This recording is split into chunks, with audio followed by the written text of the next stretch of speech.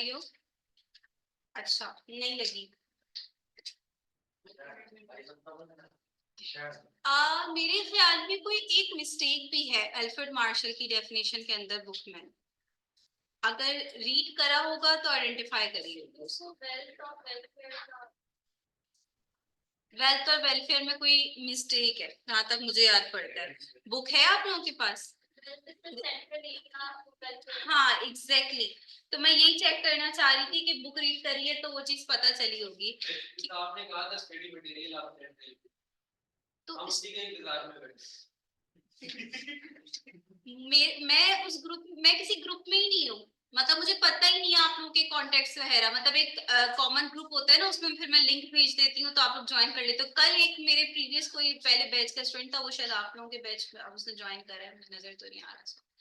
तो उसने मुझे कहा कि मैं इसमें बना दूं बैच, तो मैंने बना दूं। तो मेरे ख्याल में कल मैं किसी ग्रुप में ऐड हुई हूँ और पता नहीं आप लोग वो उस ग्रुप में है नहीं। है आप में से कोई? हाँ हाँ एक ग्रुप बना है। तो अब मैं इंशाल्लाह आप लोगों से शेयर कर दूंगी। लेकिन ये कि भाई आईकैप की अपनी वेबसाइट है, उस पर सारे स्टडी मटेरियल सब कुछ है। थोड़ा सा खोल लेते। चलो खैर बहरहाल बुक के अंदर एक मिस्टेक ये है कि अल्फ्रेड मार्शल की डेफिनेशन में ये लिखा हुआ है the central area of interest is wealth. I think ना ये लिखा हुआ है। तो जबकि अल्फ्रेड मार्शल की डेफिनेशन में wealth central area of interest नहीं था, वेलफेयर था। वेल्थ तो एडम स्मिथ की डेफिनेशन में था, ठीक है ना, इंपॉर्टेंट। अच्छा बहरहाल मैं डेफिनेशन को रिवाइज नहीं करने जा रही क्योंकि जितना पढ़ लिया उतना काफी है। डेफिनेशन इतनी ज्यादा इंपॉर्टेंट नहीं है पेपर पर्सपेक्टिव से कि उनको बार बार रिपीट किया जाए। तो एडम स्मिथ ने वेल्थ को इंपॉर्टेंस दी थी, अल्फ्रेड मार्शल ने वेलफेयर को इंपॉर्टेंस दी थी कि इकोनॉमिक्स जो है वो हम वेल्थ को हासिल करने के लिए नहीं पढ़ते बल्कि हम यूज ऑफ वेल्थ देख रहे होते हैं उसमें। जबकि रॉबिन्स ने एक ब्रॉडर कॉन्सेप्ट दिया था इकोनॉमिक्स का कि इकोनॉमिक्स जो है वो बेसिकली हमें ये बताती है कि किस तरीके से हम अपनी लिमिटेड रिसोर्सेज से अनलिमिटेड वांट्स को सेटिस्फाई करने की कोशिश करते हैं और किस तरीके से हम अपने रिसोर्सेज को एलोकेट करते हैं कि उनसे से ज्यादा जो है वो हम बेनिफिट हासिल कर सकें। नेचर ऑफ इकोनॉमिक्स में क्या डिस्कस किया था भाई हमने कि इकोनॉमिक्स साइंस और आर्ट्स दोनों में फॉल करती है क्योंकि दोनों के एट्रीब्यूट्स आपको इकोनॉमिक्स में दिख रहे होते हैं। ना सिर्फ आप यहाँ पे थ्योरीज को पढ़ते हो, नॉलेज और फैक्ट्स को जो है उनकी सिस्टमैटिक स्टडी करके हम थ्योरी डेवलप करते हैं, बल्कि उस थ्योरी को उसको अप्लाई भी कर रहे होते हैं, इम्प्लीमेंट भी करते हैं इकोनॉमी के अंदर, ठीक है ना। देन हमने डिस्कस किया था कि इकोनॉमिक्स का पॉजिटिव साइंस है या नॉर्मेटिव साइंस है। पॉजिटिव साइंस फैक्चुअल स्टेटमेंट्स जो हैं वो आपकी सारी पॉजिटिव साइंस के अंदर आएंगी, जबकि नॉर्मेटिव ओपिनियन बेस्ड है, ठीक है। इसमें आप बात करते हो कि क्या होना चाहिए, ठीक है। तो अगर हम डिफरेंस देखें दोनों का तो डिफरेंस क्या आ जाएगा कि पॉजिटिव साइंस ऐसी स्टेटमेंट्स होंगी जिनसे कोई भी डिनाई नहीं कर सकता, जिनको सब एक्सेप्ट करेंगे, ठीक है। जबकि नॉर्मेटिव साइंस में आपको जो है वो दिखेगा कि ओपिनियन के ऊपर जो है वो आपकी डिबेट होगी। ब्रांचेस ऑफ इकोनॉमिक्स, दो ब्रांच में हमने डिवाइड करा था इकोनॉमिक्स को, माइक्रो माइक्रो इकोनॉमिक्स। माइक्रो में हम स्मॉल लेवल पे बात करते हैं, मैक्रो में हम एग्रीगेट पूरी इकोनॉमिक के बारे में बात कर रहे होते हैं। और फिर हमने ये छोटी सा डिफरेंस देख लिया था नीड और वांट्स का।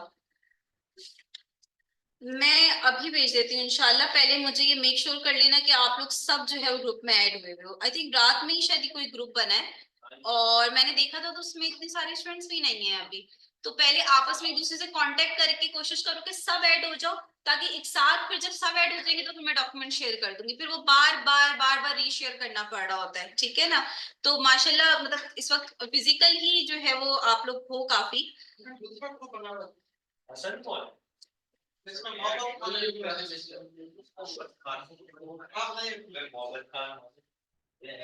उनको दुनिया में और कोई नाम नहीं मिला था। हाँ ये मेरे अभी जो मार्च बैच चल रहा है उसके स्टूडेंट है ना। मैं मैसेज कर देती हूँ ताकि पता चल जाए। हाँ शहीद का मैसेज आया ना ग्रुप में, बस ठीक है। ये ग्रुप है PRC3 इकोनॉमिक्स माई बैच, ठीक है। तो इसमें ये है कि भाई आप लोगों का अगर कोई कॉमन ग्रुप है ऐसा जिसमें आप लोग कह रहे थे कोई रजिस्टर्ड ग्रुप वगैरह के बारे में कुछ, कोई फेसबुक के थ्रू किसी ग्रुप में हुए होगे ना तुम लोग ऐड, मतलब कैसे पता चला कि यहाँ ओरिएंटेशन और इन सब चीजों के बारे में है ना PRC3 का एक ग्रुप। तो उस ग्रुप में कोई आप में से जो इस ग्रुप में ऐड है, इस ग्रुप का लिंक उस ग्रुप में भेज दे, क्योंकि मोस्टली स्टूडेंट्स उस ग्रुप में होंगे तो वो इस लिंक से ज्वाइन कर लेंगे। ठीक है, मैं नहीं हूँ उस ग्रुप में, तो इसलिए मैं लिंक नहीं भेज सकती, तो आप लोग लिंक भेज देना ताकि सब ज्वाइन कर ले। एक दफा सब ज्वाइन कर लोगे तो फिर मैं सारी चीजें शेयर कर दूंगी। सही? तो एडमिन है उसने वो फीचर इनेबल नहीं की। अच्छा, आप लोग नहीं कर सकते? एक सेकंड। अच्छा, ये शहीद कौन है आप लोगों में से? आप शहीद, मैं आपसे लिंक शेयर कर रही हूँ। आपने वो लिंक उधर उस ग्रुप में नहीं है, उस ग्रुप में भी रिस्ट्रिक्शन है, उसमें चला जाएगा ना। बस मैं ये भेज रही हूँ, आप उस ग्रुप में इसको सेंड कर देना।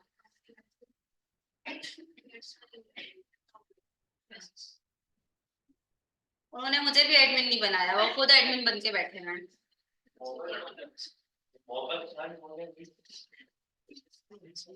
यहाँ पे नहीं है अभी वो फिलहाल।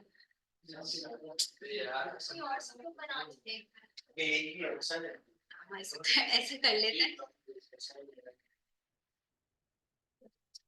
चलो खैर, क्लास के एंड तक इंशाल्लाह ये मसला सॉल्व हो जाएगा। हसान आ रहा है आजकल? फिजिकल कल आया था?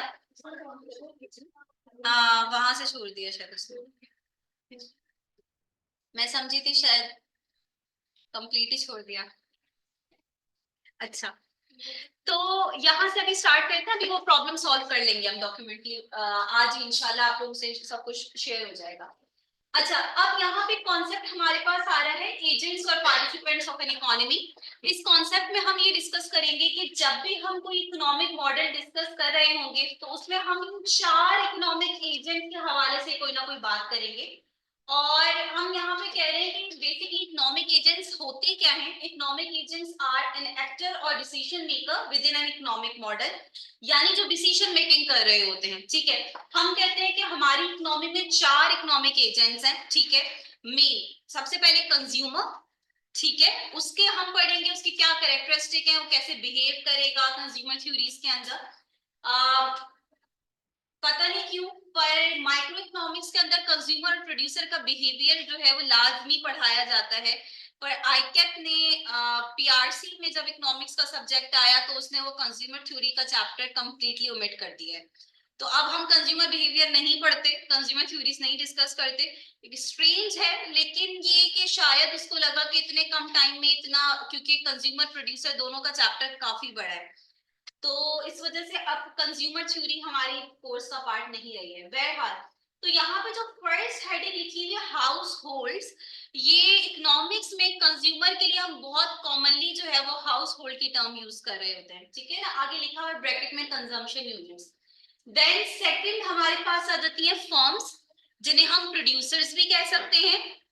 थर्ड हमारे पास आ जाती है गवर्नमेंट, जिसको हम स्टेट भी कहते हैं। और फोर्थ हमारे पास आ जाता है यहाँ पे फॉरेन ट्रेडर्स, जिसमें हमारे पास इंपोर्टर्स और एक्सपोर्टर्स आ जाते हैं। ठीक है, अब सबके कुछ फंक्शंस उन्होंने क्लासिफाई करे हुए हैं। लाइक वो हाउस होल्ड के अंदर कह रहे हैं कि एक ऐसा कलेक्टिव ग्रुप ऑफ इंडिविजुअल्स जो कि ना सिर्फ कंज्यूम कर रहे हैं गुड्स एंड सर्विसेज, बल्कि अपनी सर्विसेज, लेबर सर्विसेज भी फॉर्म को प्रोवाइड कर रहे हैं। अब ये बात उन्होंने क्यों बोली कि हाउस होल्ड कंजम्पशन किस तरीके से करेगा? इनकम होगी तो कंजम्पशन करेगा ना। हाउस होल्ड कुछ अर्न करेगा तो वो कंजम्पशन करेगा, तो वो अर्निंग सोर्स आपकी कहां से वो सोर्स ऑफ इनकम आ रही है कि वो अपनी सर्विसेज प्रोवाइड कर रहे हैं फॉर्म्स को। ठीक है ना, तो फॉर्म्स को हाउस होल्ड अपनी सर्विसेज प्रोवाइड करेगा, उससे जो भी रिटर्न उसे मिलेगा, रिवॉर्ड मिलेगा, उस रिवॉर्ड के थ्रू फिर वो क्या कर रहा होगा, गुड्स एंड सर्विसेज को कंज्यूम कर रहा होगा। ठीक है ना, एक्चुअल में तो एक ही बंदा प्रोड्यूसर भी हो सकता है, कंज्यूमर भी हो सकता है, इंपोर्टर और एक्सपोर्टर भी हो सकता है। ठीक है ना, लेकिन उन्होंने क्लासिफाई कर दिया है कि कंज्यूमर की जब हम बात करेंगे तो हमारे जहन में ये चीजें होनी चाहिए कि एक तो वो सर्विसेज प्रोवाइडर है, फॉर्म को सर्विस प्रोवाइड कर रहा है, और उससे जो भी रिवॉर्ड उसे मिल रहा है उस रिवॉर्ड को यूज करके वो कंजम्पशन कर रहा है। ये तो हुआ है ना सर्कुलर फ्लो ऑफ इनकम। हाँ एग्जैक्टली, वही कॉन्सेप्ट आपको वहां पे भी दिखेगा। देन फर्म्स प्रोड्यूसर जिन्हें हम कह रहे होते हैं, उनका फंक्शन आप सबको पता है, फर्म्स क्या कर रही होती हैं, प्रोडक्शन करती हैं, गुड्स एंड सर्विसेज बना रही होती हैं। और यहाँ पे उन्होंने सेकंड लाइन में थोड़ा सा जो फर्म्स कंस्ट्रेंट फेस कर रही होती हैं वो भी लिखा हुआ है कि उनके पास जो फैक्टर्स ऑफ प्रोडक्शन है, लैंड, इक्विपमेंट, रॉ मटेरियल वगैरह, लेबर, उनका उनको एलोकेट करना जो है वो फर्म का मेन डिसीजन है कि वो किस तरीके से उनको एलोकेट करे कि उसका प्रॉफिट मैक्सिमाइज हो। कंज्यूमर का क्या ऑब्जेक्टिव होता है, अपनी सेटिस्फेक्शन मैक्सिमाइज करना, ठीक है, अपनी लिमिटेड इनकम को इस तरीके से एलोकेट करना कि उससे ज्यादा से ज्यादा सेटिस्फेक्शन हासिल की जा सके, फायदा हासिल किया जा सके। फर्म्स का क्या ऑब्जेक्टिव होता है, प्रॉफिट मैक्सिमाइजेशन, सही होता है ना, हर फॉर्म का ये ऑब्जेक्टिव होता है, प्रॉफिट मैक्सिमाइजेशन। तो फॉर्म के पास जो फैक्टर्स ऑफ प्रोडक्शन है वो तो हम इकोनॉमिक्स में फर्स्ट डे से जो ये बोलना स्टार्ट करेंगे, स्केर्सिटी का कॉन्सेप्ट ये एंड तक चलता रहेगा। तो हमारा ये मानना है कि जो फैक्टर्स ऑफ प्रोडक्शन है दे आर लिमिटेड। तो क्योंकि फॉर्म्स के पास लिमिटेड फैक्टर्स ऑफ प्रोडक्शन है तो फॉर्म हर चीज प्रोड्यूस नहीं कर सकते। फर्म को डिसाइड करना पड़ेगा कि क्या प्रोड्यूस करूं जिससे मुझे ज्यादा से ज्यादा प्रॉफिट हो, ठीक है ना। तो एलोकेशन इस तरीके से करनी है। देन थर्ड, गवर्नमेंट, जिसे हम स्टेट भी कहते हैं, ठीक है, गवर्नमेंट क्या कर रही होती है, पूरी इकोनॉमी को गवर्न करती है through their laws, customs, exercises.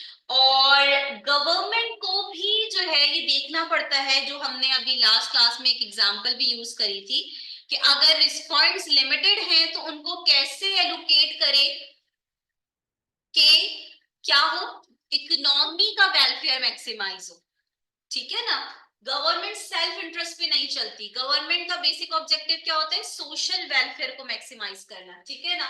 तो गवर्नमेंट भी अपने रिसोर्सेज को इस तरीके से एलोकेट करे कि उस जो सोसाइटी का, जो इकोनॉमी का वेलफेयर हो वो मैक्सिमाइज हो जाए।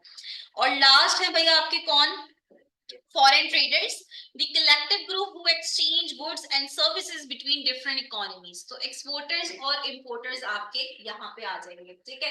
तो आप जब भी कोई इकोनॉमिक थ्योरी या इकोनॉमिक मॉडल पढ़ोगे तो आपको ये चार इकोनॉमिक एजेंट्स जो हैं वो उसमें दिख रहे होंगे।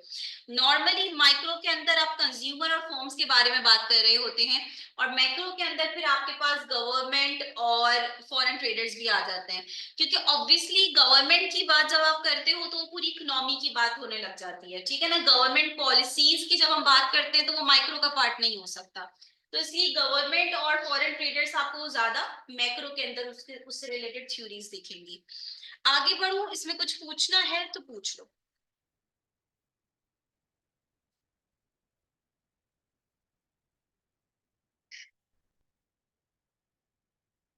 डिस्कस किया था हमने ये कॉन्सेप्ट पहले, फैक्टर्स ऑफ प्रोडक्शन, ये डी नहीं है, एफ है, ठीक है। फैक्टर्स ऑफ प्रोडक्शन जिनको हम इनपुट रिसोर्सेज भी कह सकते हैं। तो कह रहे हैं कि वो रिसोर्सेज जो किसी भी प्रोडक्शन प्रोसेस में यूज होते हैं उनको हम इनपुट फैक्टर्स या फैक्टर्स ऑफ प्रोडक्शन कह रहे होते हैं। चार फैक्टर्स पढ़े थे हमने, लैंड, लेबर, कैपिटल, एंटरप्रेन्योर। इन्होंने क्या किया, उन चार फैक्टर्स को दो कैटेगरीज में डिवाइड कर दिया। एक को उन्होंने कह दिया ह्यूमन फैक्टर्स, दूसरे को उन्होंने कह दिया नॉन ह्यूमन फैक्टर्स। तो ऑब्वियसली ह्यूमन फैक्टर्स में आपको बस लेबर और एंटरप्रेन्योर आ जाएगा, और नॉन ह्यूमन में आपका लैंड और कैपिटल आ जाएगा।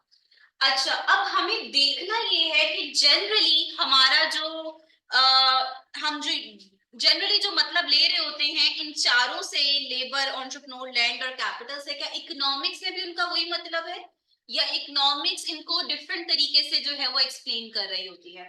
तो लेबर और एंटरप्रेन्योर में तो ऐसा कोई डिफरेंस नहीं है।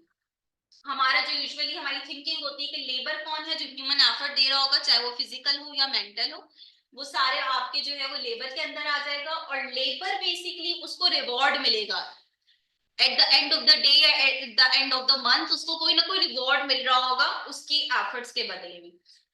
एंटरप्रेन्योर और लेबर में क्या डिफरेंस है, एंटरप्रेन्योर रिस्क ले रहा है, ठीक है, उसको प्रॉफिट भी हो सकता है, उसको लॉस भी हो सकता है, ठीक है ना। लेबर जो है लॉस भी हो रहा होगा तो उसको लेबर को तो पे करना है, ठीक है ना। तो लेबर को तो रिवॉर्ड मिलना ही मिलना है, पर एंटरप्रेन्योर को प्रॉफिट लॉस दोनों हो सकता है, तो वो बेसिकली रिस्क बेयर कर रहा है, वो एक रिस्क ले रहा है, ठीक है। और वो ऑर्गेनाइज कर रहा है उन तीनों बाकी फैक्टर्स को, और कुछ ना कुछ उसकी प्रोडक्शन कर रहा है, वो गुड्स या सर्विसेज प्रोवाइडर है वो। अच्छा, नॉन ह्यूमन फैक्टर में जब हम बात करते हैं तो बहुत ही डिफरेंस आ जाता है इकोनॉमिक्स की डेफिनेशन के अंदर और बाकी जो जनरली हम समझ रहे होते हैं। यानी लैंड की अगर हम बात करें तो लैंड हमारे जहन में क्या आता है, सरफेस ऑफ द अर्थ को हम ही लैंड अज्यूम करते हैं। पर इकोनॉमिक्स जो है वो लैंड की डेफिनेशन को बहुत ब्रॉड कर देती है। इकोनॉमिक्स कहती है जितने भी नेचुरल रिसोर्सेस हैं, ठीक है, फ्री गिफ्ट्स ऑफ नेचर हैं, उन सब को हम किस में डाल देंगे, लैंड में डाल। अब हमारे पास मिनरल्स, मेटल्स, सॉइल, डेजर्ट, ठीक है, फॉरेस्ट और आपके, ठीक है, सनलाइट, सब के सब रिवर्स, ठीक है, सीज, आपके सारे के सारे किसमें आ गए, लैंड की डेफिनेशन में आ गए। तो ये बहुत ही डिफरेंट डेफिनेशन हो गई जो जनरली हम समझते हैं लैंड से क्या मतलब है और इकोनॉमिक्स लैंड की डेफिनेशन में क्या इंक्लूड करती है। ठीक है, तो जितने भी फ्री गिफ्ट ऑफ नेचर हैं सारे के सारे आपकी लैंड की डेफिनेशन में आ जाएंगे। एक तो ये डिफरेंस आ गया। दूसरा, जब हम कैपिटल की बात करते हैं तो हम और आप जब भी अकाउंटिंग में स्पेशली जब पढ़ रहे होते हैं कैपिटल, तो उस कैपिटल से हमारा मतलब हमारे जहन में क्या होता है, मनी, पैसा, ठीक है ना। अब स्ट्रेंज चीज ये है कि इकोनॉमिक्स मनी को ही एक्सक्लूड कर देती है कैपिटल से, ठीक है, और ये बकायदा एमसीक्यूज में आता है, तो इस वजह से इसको याद रखिएगा कि money is not considered as capital in economics. Economist money को कैपिटल के अंदर कंसिडर नहीं करते। अभी रीजन पे बात करते हैं कि ऐसा क्यों करते हैं इकोनॉमिस्ट, ठीक है। तो इसको आप अपने पास बुक के अंदर ही नोट कर सकते हो, क्या रजिस्टर के अंदर नोट कर सकते हो।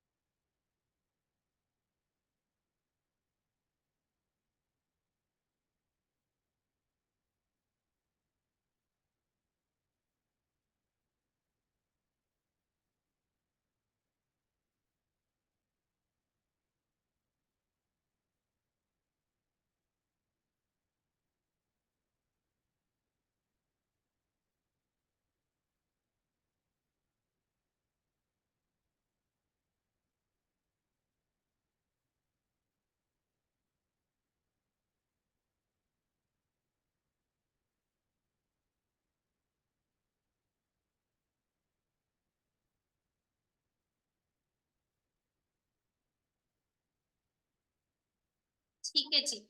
अच्छा, ऐसा क्यों है, ये समझने के लिए हमें डेफिनेशन देखनी होगी।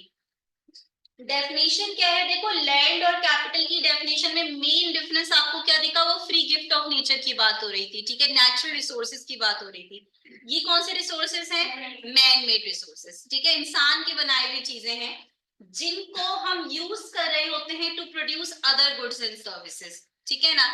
ऐसी चीजें जो इंसान ने बनाई हुई और इंसान को यूज कर रहा है दूसरी चीजों को बनाने के लिए, उनको हम कैपिटल कंसिडर करते हैं। फॉर एग्जाम्पल अभी लास्ट भी हमने जो एग्जाम्पल ली थी आरटीटी की, उसमें हमने बात किया कि इस वक्त लैपटॉप, जिस लैपटॉप के थ्रू मैं आपको पढ़ा रही हूँ, लैपटॉप भी कैपिटल है, ठीक है, क्योंकि इसके थ्रू एक मैनमेड रिसोर्स है जिसके थ्रू मैं सर्विस प्रोवाइड कर रही हूँ आप लोगों को, ठीक है ना। अब प्रॉब्लम ये है कि इकोनॉमिस्ट ये कहते हैं कि मनी क्यों कैपिटल की डेफिनेशन में नहीं आएगा, क्योंकि मनी डायरेक्टली कुछ भी प्रोड्यूस नहीं कर सकता, ठीक है। आपके पास 1 लाख रुपए हैं, वो 1 लाख रुपए किसी चीज में कन्वर्ट नहीं हो सकते। आप उस 1 लाख से कोई ना कोई मशीन खरीदोगे, कोई इक्विपमेंट खरीदोगे, कोई भी कैपिटल खरीदोगे। बोले इनडायरेक्ट सोर्स है, डायरेक्ट सोर्स नहीं है, ठीक है, यानी डायरेक्टली तो कैपिटल प्रोड्यूस कर रहा है, मशीन्स के, इक्विपमेंट्स, टूल्स के थ्रू प्रोडक्शन हो रही है, वो गुड्स को प्रोड्यूस कर रहे हैं। मनी डायरेक्टली कुछ भी प्रोड्यूस नहीं कर रहा, ठीक है, मेरे पास इस वक्त पैसे हैं, वो डायरेक्टली कोई चीज प्रोड्यूस नहीं कर सकते। आप उससे कुछ ना कुछ कैपिटल परचेज करोगे, ठीक है, और वो कैपिटल जो है वो प्रोडक्शन करेगा। इस वजह से वो कहते हैं कि इनडायरेक्ट सोर्स है, डायरेक्ट सोर्स नहीं है, तो हम कैपिटल की डेफिनेशन में मनी को काउंट नहीं करेंगे, ठीक है। तो ये इस तरीके के एमसीक्यूज आते हैं कि वो आपसे बोल देता है कि भाई ये जो 4 उसने ऑप्शंस दिए हैं उनमें 3 की जो है वो कैपिटल की होती है, लाइक बिल्डिंग, फैक्ट्रीज दे दिया उसने, मशीनरी दे दी, और एक उसने मनी दे दिया। और वो आपसे पूछ रहा होता है कि इसमें कैपिटल कौन सा ऐसा है वो है जिसको हम कैपिटल के अंदर काउंट नहीं कर रहे होते, ठीक है ना। तो लैंड और कैपिटल की डेफिनेशन में बहुत मेजर डिफरेंस आपको दिखता है कि जनरली हम क्या मीनिंग ले रहे होते हैं और इकोनॉमिक्स में उनका क्या मतलब है। लेकिन जब ये मनी को कैपिटल की डेफिनेशन से हटा देते हैं ना, तो थोड़ा सा कॉम्प्लिकेशंस आ जाती हैं, ठीक है ना। वो कॉम्प्लिकेशंस कहाँ आएंगी, जब वो रिवॉर्ड बताने पे आएंगे ना कि कैपिटल का क्या रिवॉर्ड है, तो वहां मसला आ जाएगा, ठीक है ना। और लिटरली मैंने बहुत दफा प्रोफेसर से पूछा कि ऐसा क्यों है, लेकिन वो भी उसका कोई क्लियर जवाब नहीं दे सके।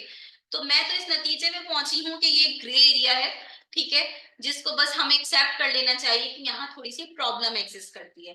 क्योंकि जब हम कैपिटल के रिवॉर्ड की बात करते हैं, देखो बाकी रिवॉर्ड्स तो आप लोगों को भी आइडिया होगा, लैंड का रिवॉर्ड क्या है, रेंट, ठीक है ना। लेबर का रिवॉर्ड क्या है, वेजेस एंड सैलरीज। कैपिटल का रिवॉर्ड क्या लिखा हुआ है, हालांकि इंटरेस्ट की डेफिनेशन क्या होती है, पैसे पे पैसा जो आप कमा रहे हो, तो making money from money is interest basically, ठीक है। पैसा तो शामिल नहीं था कैपिटल की डेफिनेशन में, तो जब रिवॉर्ड आया तो इंटरेस्ट कैसे आ गया, ठीक है। तो यहाँ पे प्रॉब्लम एग्जिस्ट करती है और इसको एक्सेप्ट करते हैं कि ये प्रॉब्लम है, ठीक है ना। तो आप इसको जब आप रिवॉर्ड के अंदर आते हो तो आप एक्सप्लेनेशन इनडायरेक्टली देना शुरू कर देते हो, कि वो एक्सप्लेनेशन बस मैं यही दे सकती हूँ इसकी, कि जब भी कोई इन्वेस्टर कैपिटल फॉर्मेशन की तरफ जाता है, ठीक है ना, यानी उसको कैपिटल फॉर्मेशन करनी है, कैपिटल फॉर्मेशन का क्या मतलब है, मशीनरी चाहिए उसको, ठीक है, प्रोडक्शन के लिए डिफरेंट आपको कैपिटल रिक्वायर्ड है, तो वो लोन लेने की तरफ जा रहा होता है, ठीक है ना। ज्यादातर एक्सटर्नल फाइनेंसिंग ही हो रही होती है आपकी, इंटरनल फंडिंग बहुत कम होती है। तो जब आप एक्सटर्नल फंडिंग के लिए जाते हो तो बैंक के पास फॉर एग्जांपल आप गए, बैंक आपको जो पैसे दे रहा है आप उस पैसों से कैपिटल फॉर्मेशन कर रहे हो, ठीक है। तो बैंक इनडायरेक्टली कैपिटल प्रोवाइडर बना आपका। बात आ रही है समझ में, एक इन्वेस्टर है, उसको कैपिटल फॉर्मेशन करनी है, कैपिटल फॉर्मेशन करने के लिए उसको फंड्स रिक्वायर्ड है, फंड्स के लिए वो किसके पास जाता है, बैंक के पास जाता है, कि जो कि एक नॉर्मल प्रोसेस है, ऐसा ही हो रहा होता है। बैंक उसको जो लोन देता है, उस लोन के थ्रू वो बंदा क्या कर रहा होता है, इन्वेस्टर क्या कर रहा होता है, कैपिटल फॉर्मेशन करता है, ठीक है ना। और बदले में वो बंदा बैंक को क्या दे रहा होता है, इंटरेस्ट दे रहा होता है। तो डायरेक्टली तो नहीं, पर ये इनडायरेक्टली जो है वो बैंक कैपिटल प्रोवाइडर कहलाया, ठीक है ना। और इस वजह से उसको जो रिवॉर्ड मिल रहा है इन रिटर्न, वो क्या मिल रहा है, इंटरेस्ट। इसकी एक्सप्लेनेशन इसके अलावा और कोई नहीं हो सकती, ठीक है ना। तो इसको बस आपने इसी तरीके से सोचना है। अच्छा, एंटरप्रेन्योर का क्या रिवॉर्ड है, प्रॉफिट है, ठीक है। रिस्क जो वो ले रहा है उसके बदले में उसको रिवॉर्ड प्रॉफिट का मिल रहा है। अच्छा, यहाँ पे मैंने कुछ चीजें ऐड करी है सिर्फ इसलिए एहतियातन कि मैं इसकी वन लाइन भी खाली रख सकती थी, लेकिन ये मैंने कुछ इकोनॉमिस्ट की डेफिनेशन ऐड कर दी है कि सम टाइम क्या होता है कि आई कैप बिल्कुल एक सेंटेंस दे देता है। फॉर एग्जांपल मैं आपको बताऊं कि लिखा हुआ है कि सैमुअलसन एक बड़े फेमस इकोनॉमिस्ट हैं, उनकी डेफिनेशन लिखी हुई है कि rent is the payment, clear नजर आ रहा है आप लोगों को, rent is the payment for the use of factors of production that are fixed in supply. Rent उस फैक्टर की पेमेंट है, उस फैक्टर को यूज करने की पेमेंट है जिसकी सप्लाई क्या है, फिक्स्ड है। बाय नेचर लैंड की सप्लाई क्या है, फिक्स्ड है ना, हम नहीं बढ़ा सकते, मैन मेड रिसोर्स नहीं है कि हमने ज्यादा कर दी उसकी सप्लाई या कम कर दी। तो अब इसकी एक फिल इन द ब्लैंक्स की फॉर्म में ये आपके पास आ सकता है किस तरीके से, dash is the payment for the use of factors of production that are fixed in supply, आ सकती है इस तरीके की फिल इन द ब्लैंक। तो आप सोचोगे कि कौन सा फैक्टर है जो सप्लाई की तरफ से फिक्स्ड है, लैंड है तो उसका रिवॉर्ड रेंट हो जाएगा, ठीक है। इस तरीके के फिल इन द ब्लैंक्स आ रही होती हैं पेपर में, सही है। इसी तरीके से मैंने वेजेस के अंदर भी एक इकोनॉमिस्ट की डेफिनेशन, वो तो सिंपल डेफिनेशन है, ऐड कर दी, ठीक है ना। इंटरेस्ट के अंदर भी कर दी कि मार्शल ने कहा था कि the price paid for the use of capital in any market, ठीक है ना।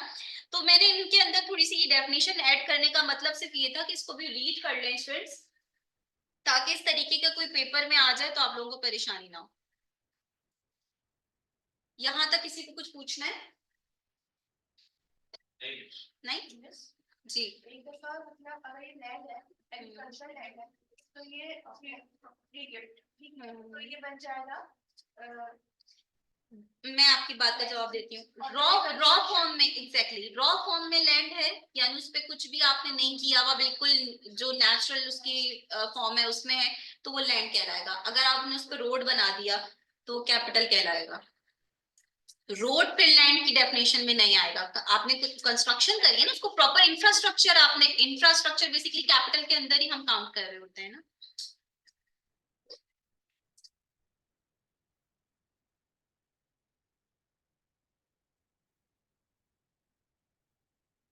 अच्छा जी, क्या पढ़ने जा रहे हैं हम कि types of goods on the basis of consumption. सबसे पहले गुड्स का मतलब हम सबको पता है, इकोनॉमिक्स में हम गुड्स से मतलब हमारे वो प्रोडक्ट्स होती है या वो कमोडिटी होती है दैट सेटिस्फाई ह्यूमन नीड्स और वांट्स एंड प्रोवाइड यूटिलिटी, ठीक है ना, जो कि हमारी किसी नीड या वांट को सेटिस्फाई कर रही होती है और हमें यूटिलिटी प्रोवाइड कर रही होती है। यूटिलिटी का सिंपल मतलब यूजफुलनेस को भी हम उसमें यूटिलिटी को कह रहे होते हैं। अच्छा, अब इससे पहले नाम सुने हैं कहीं मैरिड गुड्स, डीमैरिड गुड्स? कोई आइडिया है किसी को? हाँ जी। मेरिट गुड्स वो होते हैं जो जिनका social benefit is greater than social cost. ये वो होते हैं जैसे आप एजुकेशन, हेल्थ केयर को कह सकते हैं। डीमेरिट वो होता है जो जिसमें social cost is greater than social benefit, जैसे आप ड्रग्स को कह सकते हैं या किसी भी चीज इसका फिजिकल बहुत बड़ा, इसमें लैक ऑफ इंफॉर्मेशन बहुत होती है। ठीक है, तो ओए लेवल बैकग्राउंड है तुम्हारा। हाँ, तो तुमने जो एक्सप्लेनेशन दी है ना, अगर एक सिंपल कॉमर्स का स्टूडेंट होता तो सिंपल मुझे ये बात कहता कि वो सोशली डिजायरेबल है, अच्छे गुड्स जो मैरिड गुड्स जिनमें पॉजिटिव एक्सटर्नैलिटी है, ये भी शायद कम ही कहते हैं। तो जो डिस्क्रिप्शन तुमने दिया वो बता रही है। अच्छा, मेरिट गुड्स और डीमेरिट गुड्स में क्या डिफरेंस है? बेसिकली यहाँ पे कुछ टर्म्स ऐसी यूज की गई हैं जिनकी मतलब अगर मैं बताने लगूं तो काफी टाइम लग जाएगी। लाइक यहाँ पे लिखा हुआ है married goods create positive externality. Externality एक डिटेल्ड कॉन्सेप्ट है, ठीक है ना, लेकिन यहाँ पे मैं सिर्फ, क्योंकि हमारा हम इतनी डिटेल में नहीं जाएंगे, ये सिर्फ एक डेफिनेशन को एक टर्म को समझाने के लिए यूज किया गया है। तो सिर्फ आप यहाँ पे ये समझ लो कि एक्सटर्नैलिटी किसे कहते हैं। एक्सटर्नैलिटी थर्ड पार्टी इफेक्ट को कह रहे होते हैं।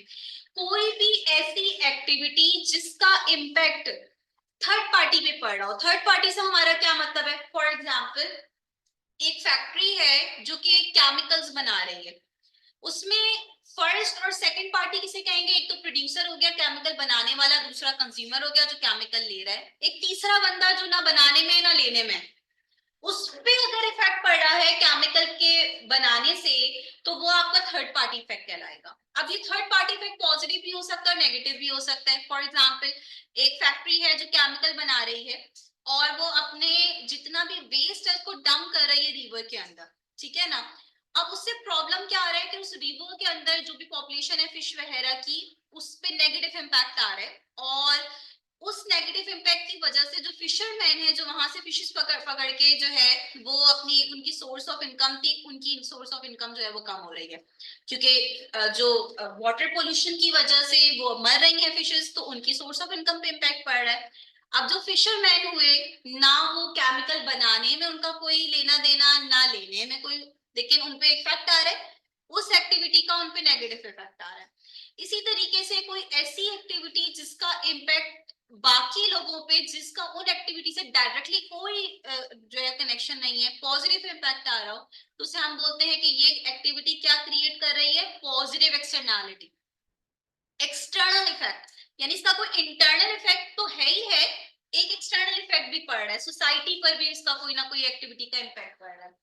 अब हम कहते हैं कि मैरिड गुड्स वो गुड्स हैं जो कि क्या क्रिएट कर रहे होते हैं? पॉजिटिव एक्सटर्नैलिटी, ठीक है ना, and contribute significantly to the social welfare, यानी सोसाइटी के पर्सपेक्टिव से ये गुड्स क्या कहलाएंगी? डिजायरेबल, ठीक है ना।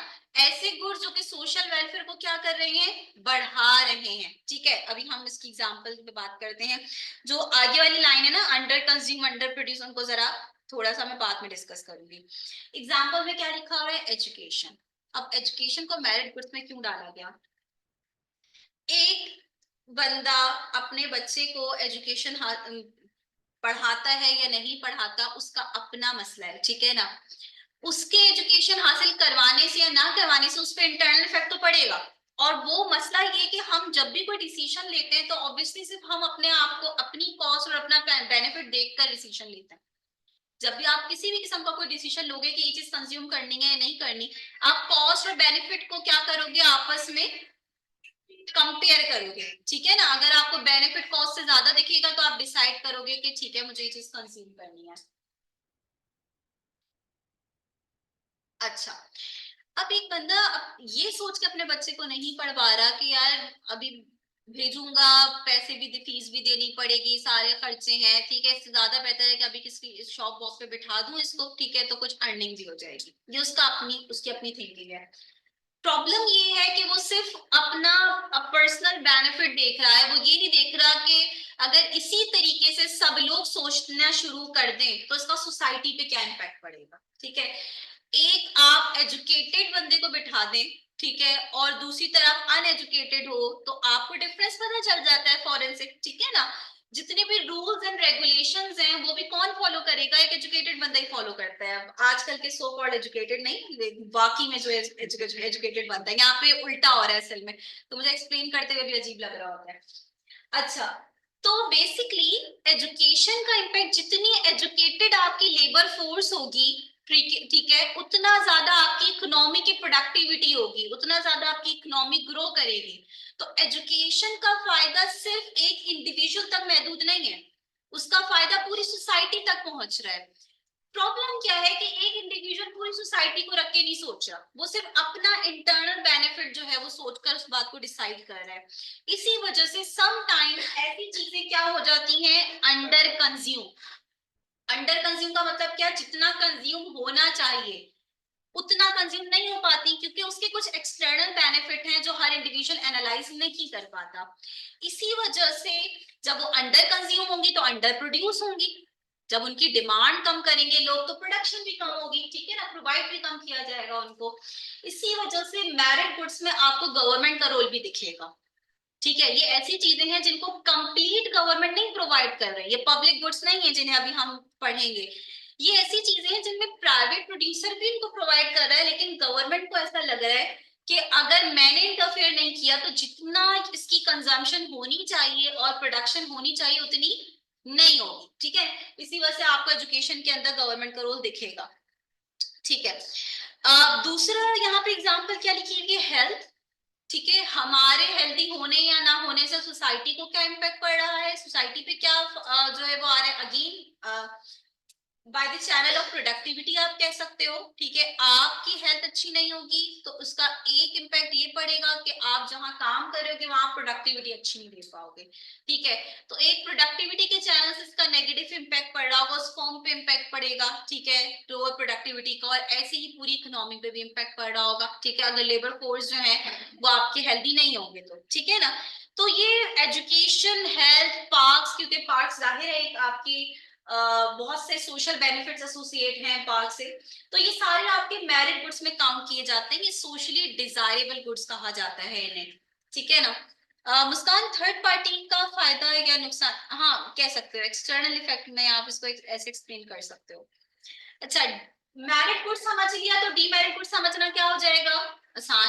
डीमेरिड गुड्स क्या क्रिएट कर रहे होंगे, नेगेटिव एक्सटर्नैलिटी, यानी ये सोसाइटी के पर्सपेक्टिव से बैड कंसिडर किए जाएंगे, क्योंकि इनका जो है वो एक एक्सटर्नल कॉस्ट इनसे एसोसिएट कर रही है कि जो बंदा उन चीजों को कंज्यूम कर रहा है उसको सिर्फ नुकसान नहीं हो रहा, उसके सराउंडिंग में लोगों को भी नुकसान हो रहा है। फॉर एग्जाम्पल, शायद कुछ आप लड़के इस बात से एग्री ना करें पर स्मोकिंग को हम यहाँ पे डाल देंगे, ठीक है। तो स्मोकिंग जो है वो जो बंदा कर रहा है उसका नुकसान नहीं है, उसके सराउंडिंग में लोगों का भी नुकसान है, ठीक है ना। तो एक थर्ड पार्टी इफेक्ट आ रहा है, ठीक है। इसी तरीके से उन्होंने कहा ड्रग्स डाल देंगे, अल्कोहल को आप जो है वो डिमेरिड गुड्स में जो है वो कंसिडर करेंगे, ठीक है ना। तो ये वो सारी चीजें हैं जिनका एक एक्सटर्नल इफेक्ट पड़ रहा होता है, नेगेटिव एक्सटर्नल इफेक्ट, ठीक है ना। इन दोनों में से किसी का कोई क्वेश्चन है? अल्कोहल का कैसे पड़ेगा? अच्छा, ठीक है, आपका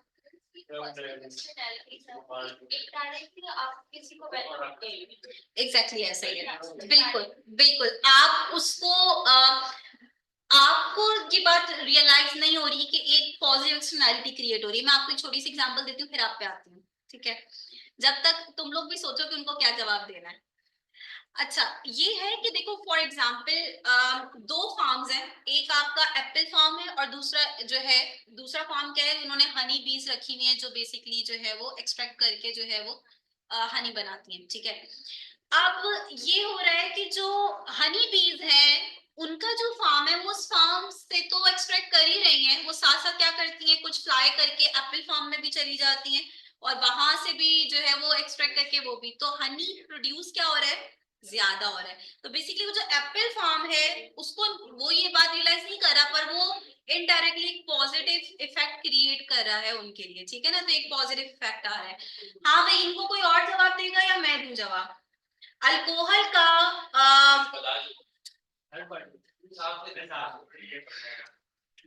अच्छा मुझसे पूछना है।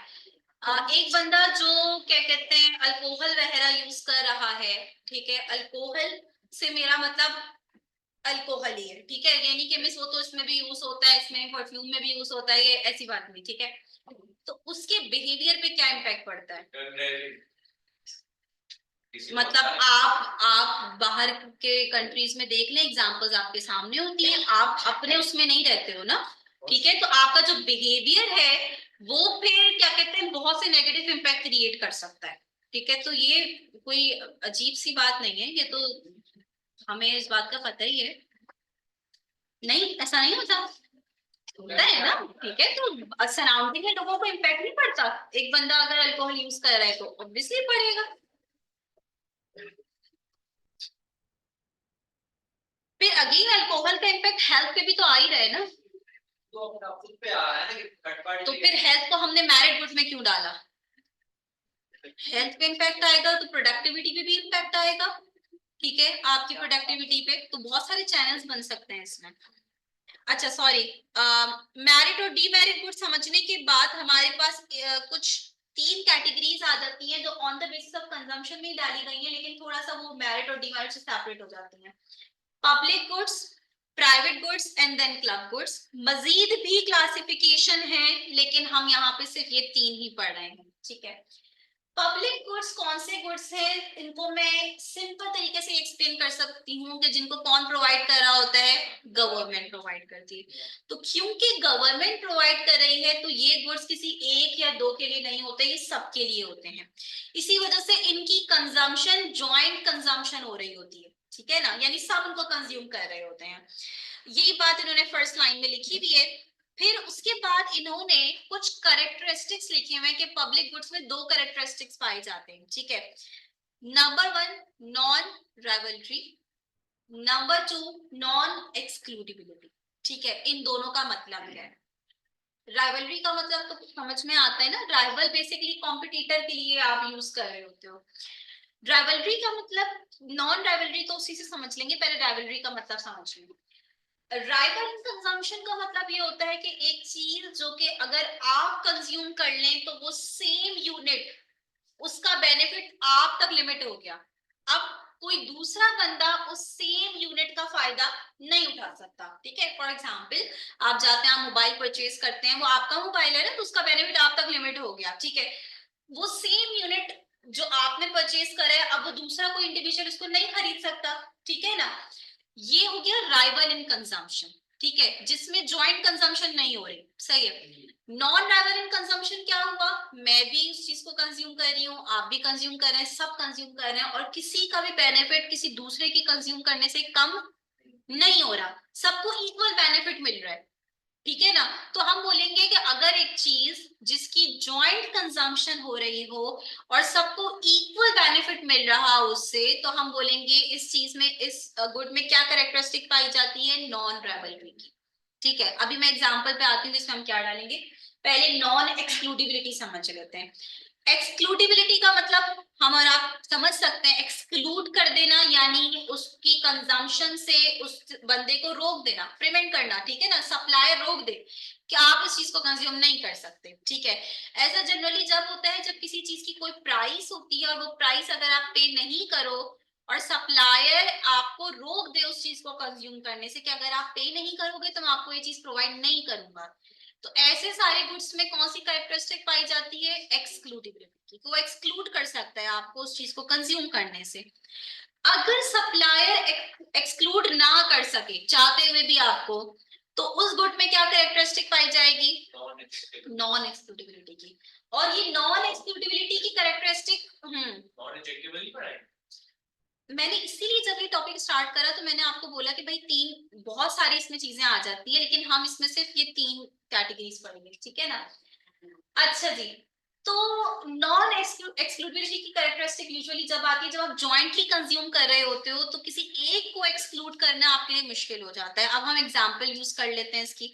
इन्होंने यहाँ पे नेशनल डिफेंस सिस्टम हमने लिखा है। अब नेशनल डिफेंस सिस्टम में ये है कि गवर्नमेंट प्रोवाइड कर रही है हर बंदे को, जो भी इस कंट्री में उसको वो सेंस ऑफ सिक्योरिटी और प्रोटेक्शन फील हो रहा है ना, ठीक है ना? आप किसी एक को एक्सक्लूड नहीं कर सकते। अब इस इन गुड्स में क्या मसला होता है कि इनको एक प्राइवेट एक नॉर्मल इंडिविजुअल इस वजह से प्रोवाइड नहीं कर सकता। सोचिए कि एक बंदा कहता है कि भाई मैं अपनी आर्मी बनाऊंगा, ठीक है ना? प्रॉब्लम क्या आएगी जब वो लोगों के पास जाएगा कि हम आर्मी बनाना चाह रहे हैं और हमारी ये कॉस्ट आ रही है और हम आपसे इतनी जो है वो कलेक्ट करने के लिए आए हैं, तो हर बंदा क्या सोचेगा? ऐसी चीजों में हर बंदा ये सोचेगा कि ये तो ऐसी चीज है कि एक दफा प्रोवाइड कर दी गई तो सबको मिल जाएगी, ठीक है, मुझे भी कोई एक्सक्लूड नहीं कर पाएगा, तो मैं इसके लिए पे नहीं करता, बाकी सब पे कर देंगे। एक दफा ये सर्विस प्रोवाइड कर दी गई तो मुझे तो मिलेगी, तो हर कोई मुफ्त में उस सर्विस को लेने की कोशिश करेगा, ठीक है, जिसको हम फ्री राइडर प्रॉब्लम कहते हैं, ठीक है। तो इस प्रॉब्लम की वजह से ये जो यहाँ पे जितने भी आपकी एग्जांपल्स लिखी हुई है, इन चीजों को एक प्राइवेट प्रोड्यूसर प्रोवाइड नहीं कर पाता, क्योंकि इसमें लोग क्या कोशिश करते हैं कि मुफ्त में वो सर्विस अवेल कर लें, ठीक है। इसी वजह से इन चीजों को कौन प्रोवाइड कर रहा होता है? गवर्नमेंट प्रोवाइड कर रही होती है। गवर्नमेंट के पास बहुत सारे तरीके हैं हमसे रिसीव करने के, टैक्सेस वगैरह के थ्रू। तो बहरहाल इसमें नेशनल डिफेंस सिस्टम भी आ जाता है, इसमें हाईवे नेटवर्क आ गए आपके। इसके अलावा इसमें आप स्ट्रीट लाइट को डाल सकते हो। स्ट्रीट लाइटनिंग की जो फैसिलिटी है नॉन रेवलरी कहलाएगी ना, किसी एक बंदे का फायदा दूसरे की वजह से कम नहीं हो रहा, ठीक है, सारे उसकी इक्वल बेनिफिट ले रहे हैं। और ना आप किसी को एक्सक्लूड कर सकते हो कि भाई फला गाड़ी यहाँ से नहीं गुजरेगी, ठीक है, सब उसके इक्वल बेनिफिट ले रहे हैं और आप एक्सक्लूड भी नहीं कर सकते। तो ये चीजें जो कि टोटली गवर्नमेंट प्रोवाइड कर रही होती है, ये सारी आपकी पब्लिक गुड्स में हम काउंट कर रहे होते हैं। प्राइवेट गुड्स का क्या हो जाएगा? ऑपोजिट। इसमें कौन सी कैरेक्टरिस्टिक है? राइवलरी, एक्सक्लूडिबिलिटी, ठीक है। एक प्राइस है, आपको पे करनी है, आप पे नहीं करोगे, प्रोड्यूसर आपको वो चीज प्रोवाइड नहीं करेगा। और दूसरा राइवलरी की यहाँ पे कैरेक्टरिस्टिक है जॉइंट कंजम्पशन नहीं हो रही, वो यूनिट जो आपने कंज्यूम कर लिया उसका बेनिफिट आप तक महदूद हो गया है, ठीक है ना। तो यहाँ ये टोटली ऑपोजिट है प्राइवेट गुड पब्लिक गुड के, ठीक है ना। एक और कैटेगरी इन्होंने आपके कोर्स में यहाँ पे डाल दी है जिसे हम कह रहे हैं क्लब गुड। डेफिनेशन पढ़ो जरा। डेफिनेशन कह रहे हैं club goods have the characteristics of excludability but are non rival till a point where congestion takes place. दो डिफरेंट कैरेक्टरिस्टिक्स यहाँ पे क्या हो गई हैं? कंबाइन हो गई हैं, ठीक है। हम एक्सक्लूडिबिलिटी के साथ हमने राइवलरी की कैरेक्टरिस्टिक पढ़ी थी प्राइवेट गुड में, यहाँ पे क्या आ रही है? Non rival. अब हम थोड़ा सा सोचते हैं कि एक्सक्लूडिबिलिटी की कैरेक्टरिस्टिक तो हमें ये बता रही है इस चीज की कोई ना कोई प्राइस होगी, अगर कंज्यूमर वो प्राइस पे नहीं करेगा तो उसको एक्सक्लूड कर दिया जाएगा, ठीक है। नॉन राइवल हमें ये बता रहा है कि ये भी कोई ऐसी चीज है जिसकी ज्वाइंट कंजम्पशन हो रही है, ठीक है ना। लेकिन वो साथ ही साथ ये कह रहे हैं कि एक पॉइंट तक इसकी कंजम्पशन क्या होगी? नॉन राइवल, यानी एक पॉइंट तक इसको सब जॉइंटली कंज्यूम कर रहे होंगे और किसी एक का बेनिफिट दूसरे की कंजम्पशन से क्या नहीं हो रहा होगा? कम नहीं हो रहा होगा, ठीक है ना। लेकिन एक पॉइंट ऐसा आएगा जब इतने ज्यादा लोग उसको कंज्यूम करने लग जाएंगे कि कंजस्शन होना स्टार्ट हो जाएगी, और उस पॉइंट पर फिर इसकी कंजम्पशन नॉन राइवल नहीं रहेगी, फिर राइवल हो जाएगी, ठीक है ना। इसकी बहुत सारी एग्जांपल्स हैं, आप इसमें सिनेमा हॉल्स ले सकते हैं, आप इसमें, ठीक है, जितने भी क्लब्स वगैरह हैं, ठीक है, उनको ले सकते हैं। आप इसमें स्विमिंग पूल ले सकते हैं, स्विमिंग पूल को भी एक साथ बहुत सारे लोग उसको अवेल करते हैं ना। लेकिन ये कि अगर आप बहुत ज्यादा लोगों को भर दो, कोई मजा आएगा, कुछ नहीं आएगा। तो आप चाहोगे कि एक टाइम तक आपको किसी दूसरे के होने से कोई फर्क नहीं पड़ता, आपको कोई बेनिफिट में आपकी कमी नहीं आ रही। लेकिन अगर आप बहुत ज्यादा लोग उसमें भर दोगे तो फिर जो है वो उसकी कंजम्पशन नॉन ड्राइबल नहीं रहेगी। बिल्कुल कह सकते हो, क्लास के भी आप डाल सकते हो। फिर आप इसमें वाईफाई सर्विस को भी डाल सकते हो। ठीक है, वाईफाई सर्विस भी जो है वो एक टाइम तक, बहुत सारे लोग उसको जो है वो ले रहे होते हैं, गेस्ट वेस्ट भी आते हैं, उनको भी आप पासवर्ड दे देते हो। तो मसला जब होना स्टार्ट होता है जब आपका नेट जो है वो स्लो चलना शुरू हो जाता है। ठीक है, तो जब तक सही चल रहा है तब तक आपको किसी को पासवर्ड देने में मसला नहीं है, ठीक है ना, नॉन ड्राइबल है। ठीक है, जब आपका नेट स्लो होने लग जाए तो अब ये ड्राइबल इन कंजम्पशन हो गया है, ठीक है ना। तो क्लब गुड्स में ये सारी एग्जांपल्स आप आ जाएंगी। ठीक है, आसान टॉपिक है ना। ठीक है, सिंपल डेफिनेशंस है, और यूजुअली इनसे बहुत ज्यादा आपका पेपर नहीं आ रहा होता। नहीं पढ़ा? ये क्यों पढ़ा रही हूँ, ये जब आगे के चैप्टर्स में जाओगे और इनका थोड़ा बहुत लिंक बनेगा तो फिर आपको समझ में आएगा कि ये क्यों पढ़ाया था।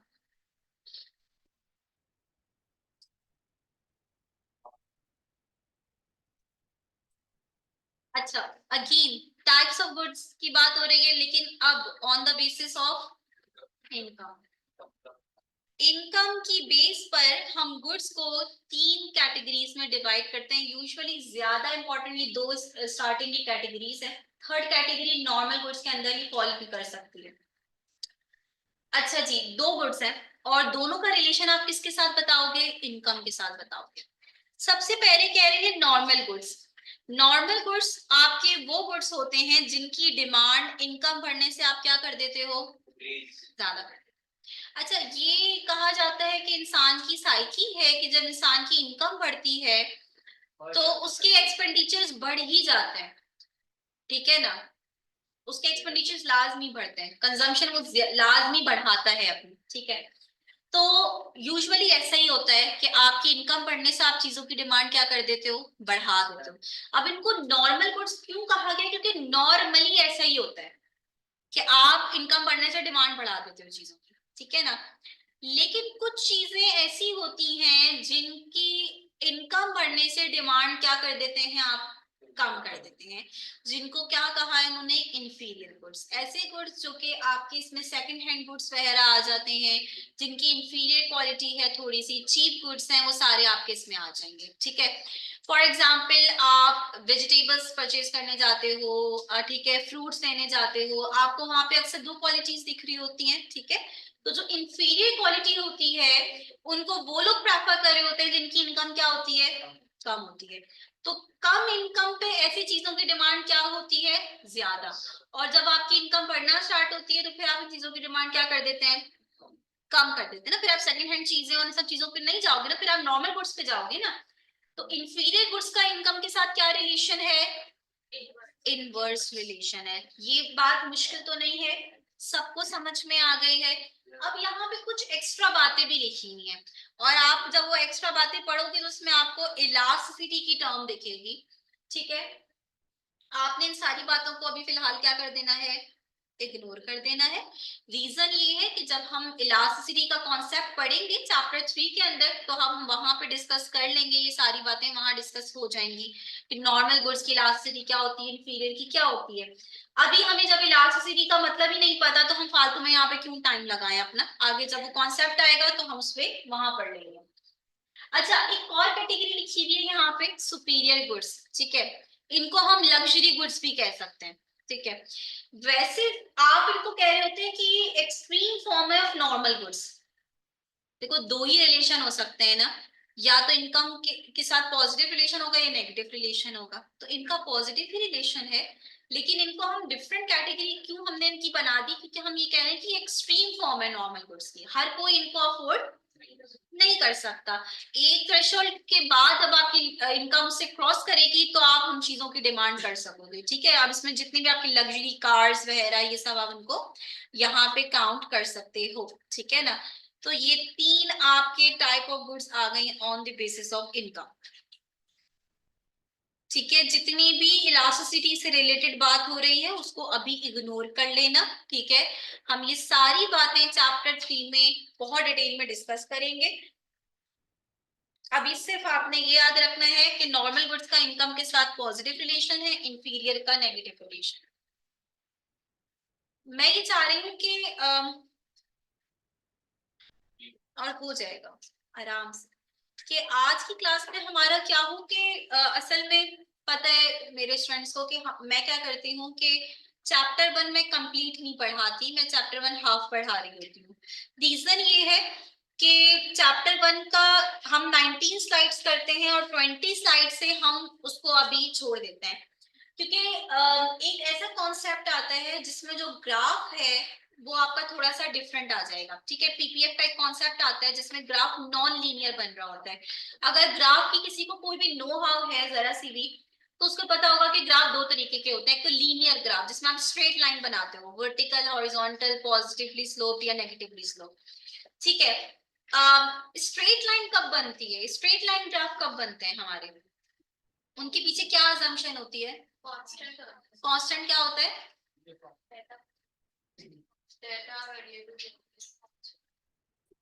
अच्छा, हाँ भाई, तुम लोग बस बैठने के लिए आए हो। स्ट्रेट लाइन ग्राफ की क्या कांस्टेंट हो? रेट कांस्टेंट हो, जिसको हम स्लोप भी कह सकते हैं। तो जब भी जो वेरिएबल हम ले रहे हैं उसके चेंज होने का रेट, जिसको हम स्लोप कहते हैं बेसिकली, अगर वो कांस्टेंट हो यानी सेम रेट से चेंज हो रहा हो, तो आपके पास जो भी ग्राफ बन के आएगा वो लीनियर बनेगा, स्ट्रेट लाइन बन के आ रही होगी। और अगर रेट कांस्टेंट नहीं है, ठीक है, डिफरेंट रेट से चेंज हो रहा है, कभी 1 से डिक्लाइन आया, फिर 2 से डिक्लाइन आया, फिर 3 से डिक्लाइन आया, तो इसका मतलब ये है कि स्लोप कांस्टेंट नहीं है और आपके पास जो लाइन बन के आएगी वो नॉन लीनियर बन के आएगी। तो मसला ये है कि जब आप स्टार्टिंग में अगर मैं इस अजम्पशन के साथ पढ़ाऊं कि कुछ स्टूडेंट्स ऐसे भी हैं जिनको ग्राफ की बिल्कुल भी नो हाउ नहीं है, तो पहले कौन सा ग्राफ स्टार्ट करना चाहिए? Straight line. ठीक है, स्ट्रेट लाइन में सिंपल आप ये डिस्कस करते हो कि जो दो वेरिएबल्स आप ले रहे हैं उसका आपस में पॉजिटिव रिलेशन है या इनवर्स रिलेशन है। लेकिन जब हम नॉन लीनियर ग्राफ पढ़ते हैं तो हम ना सिर्फ ये पढ़ते हैं बल्कि हम ये पढ़ते हैं इसका रेट भी कांस्टेंट क्यों नहीं है, उसके पीछे की भी थ्योरी हम पढ़ रहे होते हैं। तो चीजें थोड़ी सी क्या हो जाती है, कॉम्प्लिकेटेड हो जाती हैं। इस वजह से यहाँ तक 19 स्लाइड तक हम अपना चैप्टर लेकर चलेंगे, उसके बाद हम स्विच कर जाएंगे किस पे, चैप्टर 2 पे। चैप्टर 2, चैप्टर 3, चैप्टर 4 के बाद फिर मैं चैप्टर 1 का रिमेनिंग पार्ट करवा देती हूँ। सही है? और ज्यादा बेहतर है कि चैप्टर 1 का ये पार्ट एंड ही हो जाए, ताकि जो बहुत डेफिनेशन चल रही हैं उनसे हमें थोड़ा सा रिलीफ मिले और फिर हम थोड़ा सा लॉस थ्योरीज वगैरह पे आए तो थोड़ा चीजें इतना बोरिंग नहीं रहेंगी जितना भी आपको लग रही होंगी। अच्छा जी, ये कॉन्सेप्ट इससे पहले पढ़ा है, division of labour and increase in production. इसके लिए जरूरी नहीं है कि आप कॉमर्स के स्टूडेंट्स हैं, आप वैसे भी डिवीजन ऑफ लेबर का क्या मतलब होता है? डिवीजन ऑफ लेबर का मतलब टास्क को डिवाइड करना, बिल्कुल ठीक है। यानी डिवीजन ऑफ लेबर का मतलब ये कि एक ही बंदा सारे काम नहीं कर रहा, आपने अपने वर्क प्रोसेस को नंबर ऑफ टास्क में डिवाइड करा और हर टास्क को उस सेपरेट पर्सन को असाइन कर दिया। इससे क्या फायदा होगा? काम जल्दी होगा, ठीक है, कम टाइम वेस्ट होगा, प्रोडक्टिविटी आपकी बहुत तेजी से बढ़ेगी। अच्छा, हाँ जी, पैसे ज्यादा लगेंगे, ठीक है। अब मैं बताती हूँ कि पैसे ज्यादा, टोटल कॉस्ट बिल्कुल ज्यादा आएगी, इससे कोई डिनाई नहीं कर रहा। आप ज्यादा रिसोर्सेस एम्प्लॉय करोगे, ज्यादा इनपुट्स रखोगे तो टोटल कॉस्ट ज्यादा आएगी। पर हमारे पास अभी फिलहाल हम दो कॉस्ट आप सबको पता होंगी, एक तो टोटल कॉस्ट होती है, दूसरी कॉस्ट क्या होती है? पर यूनिट कॉस्ट, जिसको हम एवरेज कॉस्ट कहते हैं। ठीक है, दो बिजनेसेस हैं, ठीक है, एक बिजनेस जो है उसने एक तो कम लेबर रखे हुए हैं, दूसरा वो ज्यादातर ज्यादा लेबर से काम ले रहा है। ठीक है, दूसरा बिजनेस है उसने हैवी मशीनरी यूज कर रहा है वो, ठीक है ना। टोटल कॉस्ट किसकी ज्यादा आएगी, जो लेबर यूज कर रहा है या जो हैवी मशीनरी यूज कर रहा है, इस बात से कोई डिनाई नहीं कर सकता। लेकिन बात ये है कि प्रोडक्टिविटी किसकी ज्यादा है, ठीक है। अब एक बात अगर अभी समझ ली ना, तो चैप्टर 4 आधा आपके लिए हलवा हो जाना है, ठीक है। मैं चैप्टर 4 की बात इस वजह से कर रही हूँ, चैप्टर 4 ठीक ठाक मुश्किल चैप्टर है, माइक्रो का सबसे मुश्किल चैप्टर कंसिडर किया जाता है। ये रिलेशन ये है कि प्रोडक्टिविटी जब ज्यादा होती है ना, तो आपकी जो पर यूनिट कॉस्ट है, एवरेज कॉस्ट, वो क्या आना स्टार्ट हो जाती है, कम होना start। आपने अक्सर ये सुना होगा कि इस बिजनेस का टर्नओवर बहुत अच्छा है, इसकी सेल बहुत ज्यादा है, ठीक है। ये सेल्स की ज्यादा होने की वजह से ये अपनी प्राइस इसकी क्या है, रिलेटिवली लो है, क्योंकि इसकी कॉस्ट क्या आ रही है, कम आ रही है। तो जब भी आप कोई बिजनेस स्टार्ट करते हो, ठीक है, आप अगर उसकी कम क्वांटिटी बनाओगे ना, आपको ज्यादा एक्सपेंसिव पड़ेगी। आप जितना ज्यादा प्रोड्यूस करोगे, आपकी जितनी भी कॉस्ट है ना, वो ज्यादा यूनिट में स्प्रेड होके क्या होने लग जाएगी, कम होने लग जाएगी। टोटल कॉस्ट नहीं, per unit cost. For example आपने एक मशीन खरीदी 1 लाख की, मैं तुम्हें एग्जाम्पल से बता दूं क्योंकि तुम मुझे बहुत कंफ्यूज लग रही हो स्टिल ना। तो एक मशीन खरीदी आपने 1 लाख की, ठीक है। अब आप उस मशीन से सिर्फ 50 यूनिट्स बनाते हो, तो आपकी वो जो 1 लाख की कॉस्ट है वो सिर्फ 50 यूनिट्स में डिवाइड होगी, ठीक है। अब आप उसका आंसर निकाल दो, और फिर आप उस मशीन को यूज करके फॉर एग्जाम्पल 200 यूनिट्स बना रहे हो, ठीक है। तो आपकी जो 1 लाख की कॉस्ट है, वो अब कितने यूनिट्स में स्प्रेड हो रही है, 200, कम हो जाएगी ना। 1 यूनिट की कॉस्ट आपको पहले के मुकाबले में क्या पड़ेगी, कम पड़ेगी। बस मुझे यही समझाना है, जितना ज्यादा प्रोड्यूस करोगे, एवरेज कॉस्ट उतनी क्या आना होना स्टार्ट हो जाएगी आपकी, कम, ठीक है। कि ज्यादा आउटपुट में आपकी जब कॉस्ट डिवाइड होती है ना, तो वो फिर पर यूनिट कॉस्ट आपकी क्या हो जाती है, कम हो जाती है। ये फायदा यहाँ पे होगा, क्योंकि जब आप डिवीजन ऑफ लेबर कर रहे हो, टोटल कॉस्ट तो बढ़ रही है आपकी, पर वो 4 लेबर इतनी प्रोडक्टिविटी करके दे रहे हैं, यानी फॉर एग्जांपल टेबल बनाने का टास्क था, एक ही बंदा कर रहा था, खुद ही वो लकड़ियां काटना, सैंपल करना, ठीक है, पॉलिश करना, डिलीवर करना, सारे काम वो खुद कर रहा था। अब उसने 4 बंदे रख दिए इन चारों टास्क के लिए, ठीक है ना। तो हो सकता है कि पहले अगर क्या कहते हैं 3 से 4 दिन लग रहे थे ये सारे काम में, अब एक दिन में टाइम कॉस्ट बच रही है आपकी, ठीक है। फिर आपकी प्रोडक्टिविटी, एक दिन में एक टेबल बनने का मतलब है कि पहले के मुकाबले में कितना ज्यादा प्रोडक्टिविटी हो गई आपकी, ठीक है। तो प्रोडक्टिविटी ज्यादा होने की वजह से आपकी जो पर यूनिट कॉस्ट है वो डिक्लाइन होने लग जाती है, और यही बात यहाँ पे लिखी हुई भी है। थर्ड पॉइंट आपका यही है। अच्छा, इन्होंने स्पेशलाइजेशन की बात करी है, specialization decreases cost per unit of output. अभी तक हम डिवीजन ऑफ लेबर पढ़े थे, स्पेशलाइजेशन कहाँ से आ गई, क्योंकि इट इज अज्यूम कि जब एक बंदा एक टास्क रिपीटेडली करता रहेगा तो उसमें क्या हो जाएगा, एक्सपर्ट हो जाएगा। और जब आप एक्सपर्ट हो जाते हो तो फिर आप उस काम को ज्यादा बेहतर तरीके से और ज्यादा जल्दी कर पा रहे होते हो। मैं एक ही काम करती रहूंगी ना, तो मुझे इसकी बहुत सारी चीजें पता चल जाएंगी, ठीक है ना, कि मैं इस तरीके से इसको जल्दी कर सकती हूँ, मैं ये काम ये तरीका यूज करके ज्यादा जल्दी काम हो सकता है, आपको बहुत सारी चीजें समझ में आने लग जाती हैं। तो स्पेशलाइजेशन की वजह से प्रोडक्टिविटी आपकी क्या हो जाती है, बहुत बढ़ जाती है, और उसकी वजह से आपकी पर यूनिट कॉस्ट क्या होने लग जाती है, कम होने लग जाती है, ठीक है ना। अच्छा, फर्स्ट बेनिफिट क्या लिखा हुआ है, specialization occurs when workers use. अच्छा, ये व्हाई नॉट, क्या आप इसको 5 ये जो पॉइंट्स लेके इनको खुद रीड करो, क्योंकि कुछ थोड़ा सा अंडरस्टैंडिंग खुद से भी डेवलप करने की कोशिश करो। सारी बातें मैं ही अगर बोल बोल के बता दूं तो पढ़ो, फिर नहीं समझ में आता तो मुझसे पूछो। ये जो स्लाइड आपके सामने ओपन है, इसको जरा से अच्छे से रीड कर लें आप लोग।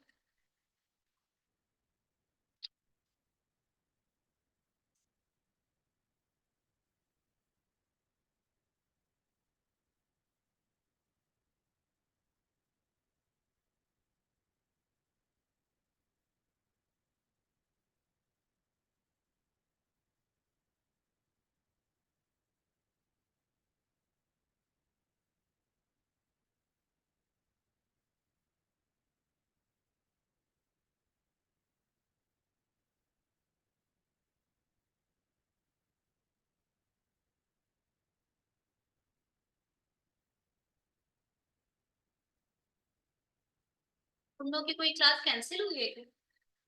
सर साबित नहीं है, आप टेक्स्ट करिए।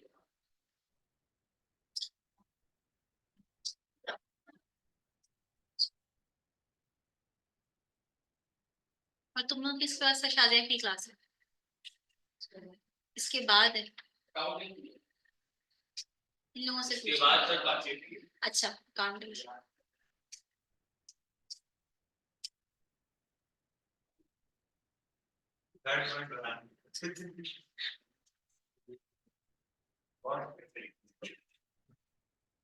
तो वही चल रहा है। स्पेशलाइजेशन का इम्पैक्ट किस पे आ रहा है? प्रोडक्टिविटी पे। और अभी मैं यही समझाने की कोशिश कर रही थी कि जब प्रोडक्टिविटी बहुत ज्यादा होगी तो ज्यादा प्रोडक्टिविटी होने की वजह से जो भी आपकी कॉस्ट आ रही थी, आपकी टोटल कॉस्ट जो आ रही थी, वो ज्यादा प्रोड्यूस करने की वजह से, देखो एवरेज कॉस्ट कैसे निकालते हो? एवरेज का कॉस्ट का फॉर्मूला कोई बताएगा मुझे?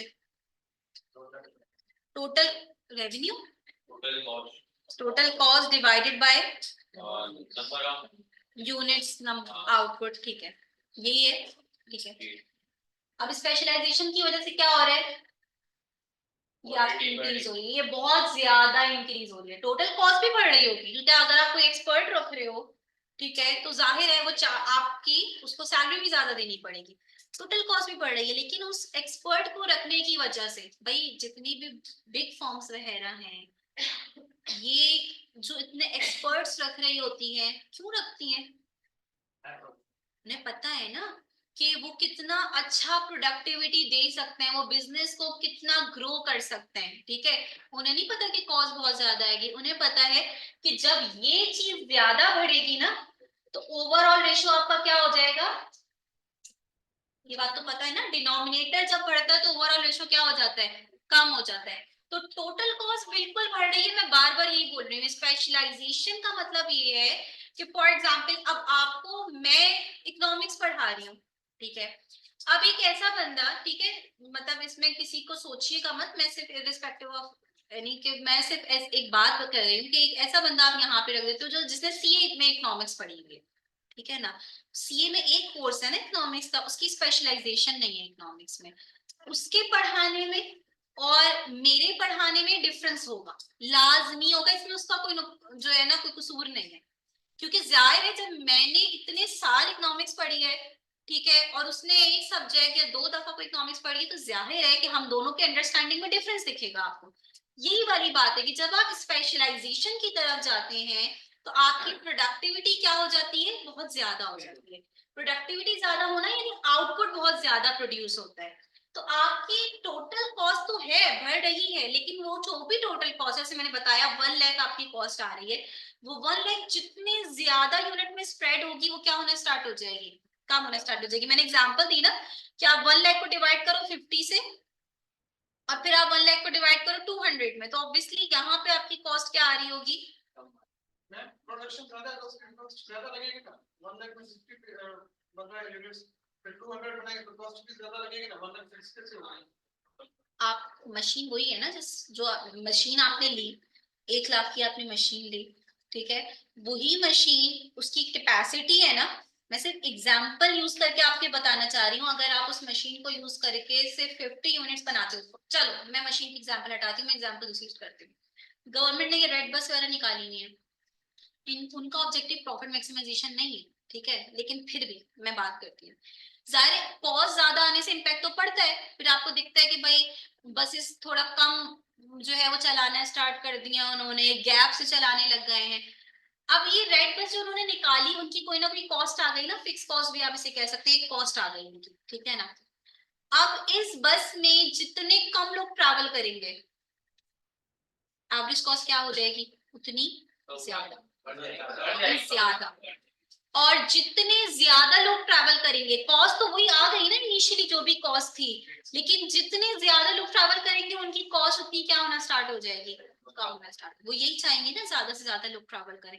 2 बंदे बैठ के अगर ट्रैवल कर रहे हो तो मसला होगा ना, फिर वो बोलेंगे अगर सिर्फ 2 लोग ही ट्रैवल करें तो टाइम ड्यूरेशन बढ़ा देते हैं, फिर हम ज्यादा टाइम में आधे, पहले अगर 20 मिनट में बस आया करती थी तो अब जो है 45 मिनट्स में आया करेगी, क्योंकि उनको फर्क पड़ रहा है। मैं सिर्फ यही बात समझाने की कोशिश कर रही हूँ कि देखो समटाइम ये सुनने में स्टूडेंट्स को थोड़ा सा अजीब सा लग रहा होता है क्योंकि वो प्रोडक्टिविटी को जो है वो कॉस्ट से कंपेयर कर रहे हैं, टोटल कॉस्ट से कंपेयर कर रहे होते हैं, तो उनको लगता है कि टोटल कॉस्ट तो बढ़ रही है, तो ये क्या बात हुई कि कॉस्ट कम हो रही है।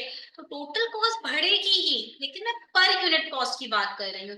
ज्यादा प्रोड्यूस करने से आपकी जो टोटल कॉस्ट है वो ज्यादा यूनिट में डिवाइड होके क्या होना स्टार्ट हो जाएगी, कम होना स्टार्ट हो जाएगी। मैं यहाँ पे एवरेज कॉस्ट की बात कर रही हूँ, ठीक है, तसल्ली नहीं हुई।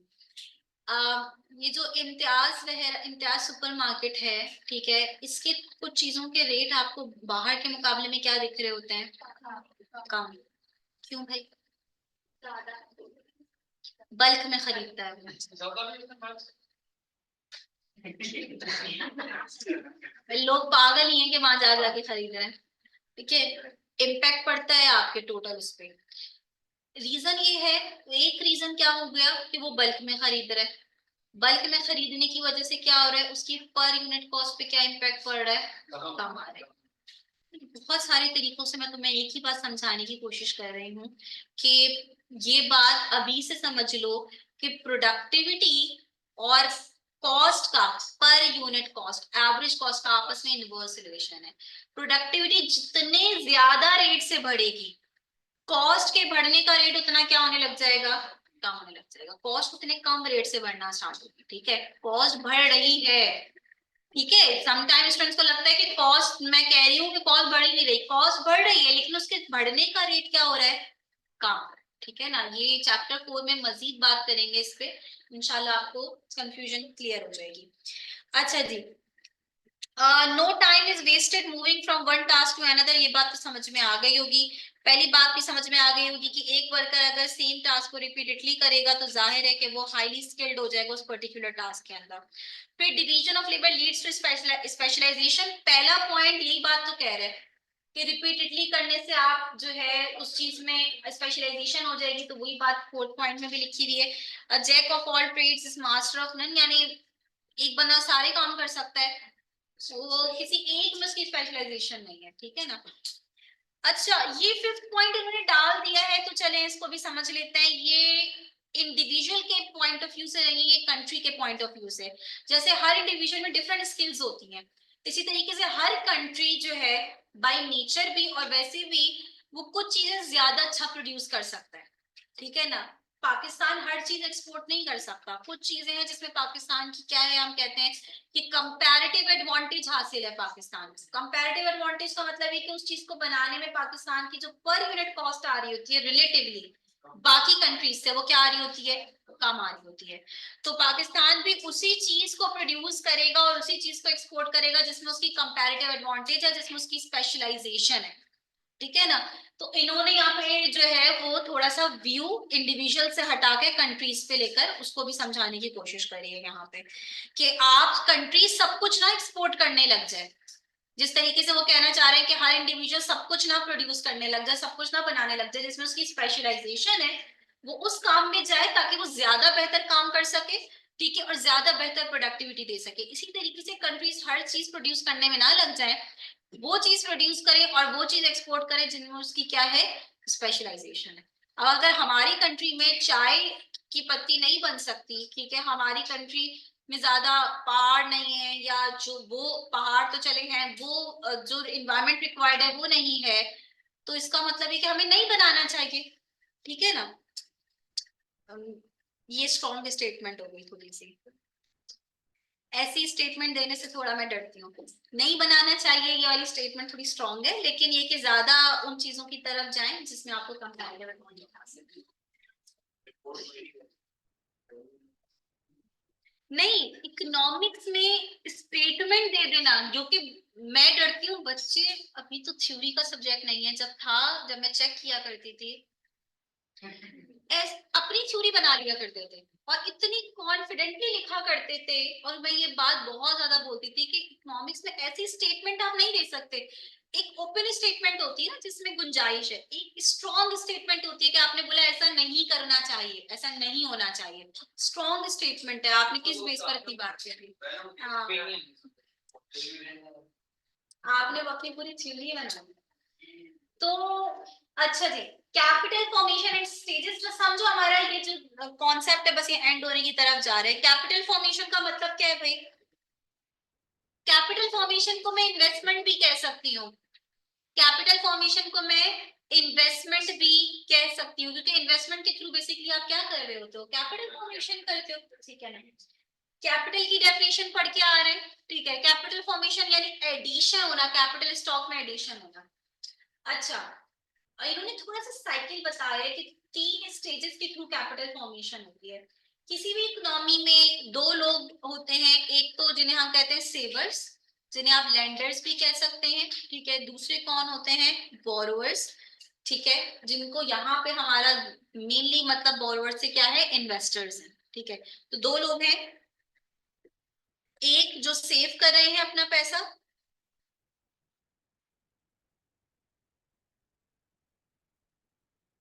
इनको हम लैंडर्स कह रहे हैं। लैंडर्स क्यों कह रहे हैं कि ये अपना पैसा क्या देंगे, लैंड करेंगे, ठीक है ना। और दूसरी तरफ हमारे पास कौन आ गए हैं, इन्वेस्टर्स। इन्वेस्टर्स को इन्वेस्टमेंट करने के लिए, कैपिटल फॉर्मेशन करने के लिए पैसा चाहिए, तो वो कौन कहलाएंगे, तो बेसिकली ये साइकिल इस तरीके से चलता है कि इन्वेस्टर को क्या जरूरत है, पैसों की जरूरत है। इन्वेस्टर के बाद पैसा कहाँ से आएगा, कि जो सेवर्स हैं, जो अपनी, तभी किसी भी इकोनॉमी में कैपिटल फॉर्मेशन इन्वेस्टमेंट के लिए जरूरी है कि उस इकोनॉमी में सेवर्स हैं। अब हमारी इकोनॉमी में मसला क्या है कि हमारी इकोनॉमी हमेशा से कंजम्पशन ओरिएंटेड इकोनॉमी रही है। हम ज्यादा कंजम्पशन की तरफ इंक्लाइंड है, हम ज्यादा कंजम्पशन करते हैं, ठीक है। बहरहाल, तो सेवर्स अपना जो पैसा है वो कहाँ लेकर आते हैं, कैपिटल मार्केट में, ठीक है। इसमें स्टॉक एक्सचेंज वगैरह भी आ जाएगा। सिंपल, अभी आप कैपिटल मार्केट से सिंपल बैंक्स, स्टॉक एक्सचेंज वगैरह यहाँ पे लेकर आ सकते हो, समझना आसान हो जाएगा, ठीक है। यानी एक तरीके से ये इंटरमीडियरी है, आपका मिडल मैन का काम अंजाम दे रहा है। सेवर्स ने यहाँ पे पैसा रखा, ठीक है, बैंक में डिपॉजिट करवा दिया, लेट सपोज। बैंक क्या करता है, उस पैसे को अपने पास रखता नहीं है, वो बहुत ही नॉमिनल अमाउंट अपने पास रख के बाकी क्या कर देता है, बोरोवर्स को दे देता है, बेसिकली इन्वेस्टर को दे देता है। तो इस चैनल के थ्रू आपकी इन्वेस्टमेंट हो रही होती है। तो इन्वेस्टर तक पैसा कहाँ से पहुंचा, कैसे पहुंचा, कुछ सेवर्स थे जिन्होंने अपना पैसा कैपिटल मार्केट में रखा, और उस कैपिटल मार्केट के थ्रू फिर इन्वेस्टर को पैसा मिला, और फिर उस पैसे को इन्वेस्टर ने इन्वेस्ट करके कैपिटल फॉर्मेशन। दूसरी दुनिया की बात तो नहीं कर रहे हैं हम, ठीक है, नॉर्मल बातें हैं। तो यही बातें इकोनॉमिक्स में हम वही बातें करेंगे जो आपको दुनिया में दिख रही होती हैं। तो कभी कभार ऐसा लगता है कि हम किसी दूसरी दुनिया की बात कर रहे हैं।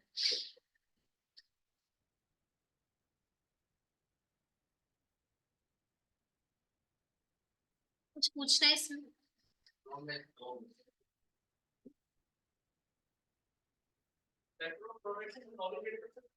क्या फैक्टर ऑफ प्रोडक्शन को हम, अरे एक बोल ले और जरा सही से बोल ले ताकि पता चल जाए। 4 है,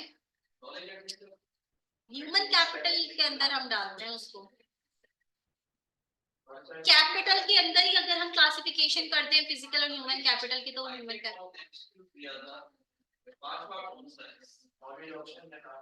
और क्या थे ऑप्शंस, अरे ठीक है, बाकी 4 ऑप्शंस क्या थे, किस,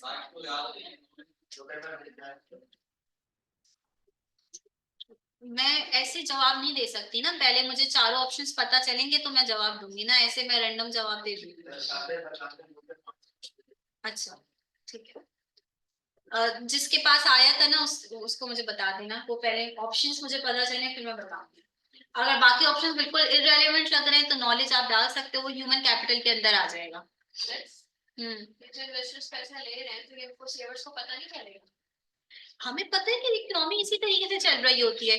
देखो, जब हम बैंक में डिपॉजिट करवाते हैं, अगर तो हमें, अभी तक मैं नहीं समझती यहाँ पे किसी को भी ऐसा लगता होगा, लेकिन हो भी सकता है कि अगर आपका ये व्यू है कि जब हम बैंक में जाके डिपॉजिट करवाते हैं तो बैंक के पास कुछ वॉल्स वगैरह बने हुए हैं, बैंक वो उन्हें खोलता है, उसमें आपका पैसा रखता है और बंद करके आपका नाम लिख देता है कि भाई इसके पैसे मेरे पास यहाँ रखे हुए हैं, ठीक है ना। और फिर जब आप लेने जाते हो तो वो खोलता है, उसमें से वो पैसे निकाल के आपको दे देता है, ऐसा कुछ नहीं होता, ठीक है ना। हम कहते हैं कि bank creates money out of thin air, ठीक है। बैंक ऐसे पैसा क्रिएट करता है, वो पैसे क्रिएट कर देता है जिनकी फिजिकल कोई एग्जिस्टेंस नहीं होती। ठीक है, मैं गई, मैंने बैंक में पैसा डिपॉजिट करवाया, फॉर एग्जांपल छोटी सी अमाउंट लेते हैं, 1 लाख डिपॉजिट करवा दिया। ठीक है, बैंक उस 1 लाख को अपने पास रखेगा नहीं, बैंक क्या करेगा, कोई बंदा आया उसको 50,000 की जरूरत थी, लोन चाहिए था, बैंक ने मेरे 1 लाख में से 50,000 निकाले, उसको दे दिए। अब मुझे लग रहा है मेरे 1 लाख बैंक में, उस बंदे को 50,000 मिल गए। टोटल एग्जिस्टेंस कितनी थी, 1 लाख की, बैंक ने टोटल उसको क्या बना दिया, 1.5 लाख बना दिया। 50,000 एग्जिस्ट ही नहीं करते। तभी विड्रॉल रिस्ट्रिक्शन लगी होती है। एग्जैक्टली अगर सारे लोग एक साथ बैंक में पहुंच जाएं और बोले हमें हमारा पैसा चाहिए, तो बैंक पहले कोशिश तो करेगा कि बाकी बैंक से अरेंज करे किसी तरीके से पैसे दे दे, लेकिन सारे डिपॉजिटर्स एक साथ पहुंच जाएंगे तो बैंक रन या बैंक डिफॉल्ट कर जाता है, और ऐसे इवेंट्स हमें हिस्ट्री में बहुत मिलते हैं। तभी अब रिस्ट्रिक्शन लगा दी गई है सेंट्रल बैंक की तरफ से। ये सारी बातें आप पढ़ोगे आगे इकोनॉमिक्स के अंदर, जिसको हम कहते हैं रिजर्व रिक्वायरमेंट, कि अब बैंक जो है वो सारे पैसे डिपॉजिटर्स के जो है वो नहीं लोन क्रिएट कर सकता, उसको एक अमाउंट हर डिपॉजिट की सर्टेन परसेंटेज सेंट्रल बैंक को रखवानी पड़ती है। क्योंकि अगर बैंक फंसेगा किसी फाइनेंशियल डिफिकल्टी में, तो उसको फिर सेंट्रल बैंक ही निकाल रहा होता है आखिर में। ठीक है ना, तो एक रिस्ट्रिक्शन है इसी वजह से कि आप सारे, वरना आपके पैसों का अच्छे खासी परसेंटेज बैंक आगे लोन दे देता है। तो ये हमें पता है, हम सेवर्स को, कि हम जो पैसा रखवा रहे हैं वो पैसा आगे यूटिलाइज्ड हो रहा है। तभी इकोनॉमिक्स के अंदर घर में पैसा रखना, ठीक है, उसको हम सेविंग में काउंट नहीं करते, हम उसे कहते हैं क्या कहते हैं, होल्डिंग। हम उसको सेविंग नहीं कह रहे होते। क्यों? सेविंग वो चीज है जिसमें आपका पैसा कहीं ना कहीं यूटिलाइज हो।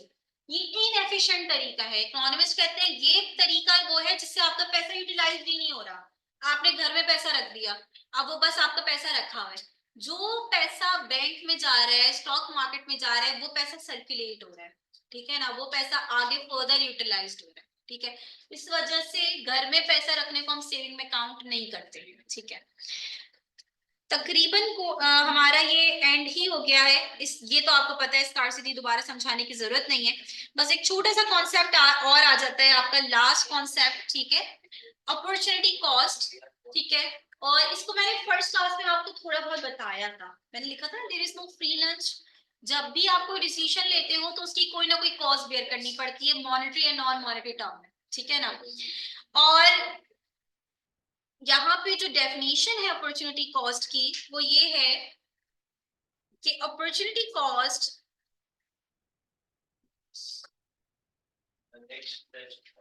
is the cost of the next best alternative that you sacrifice or forgone.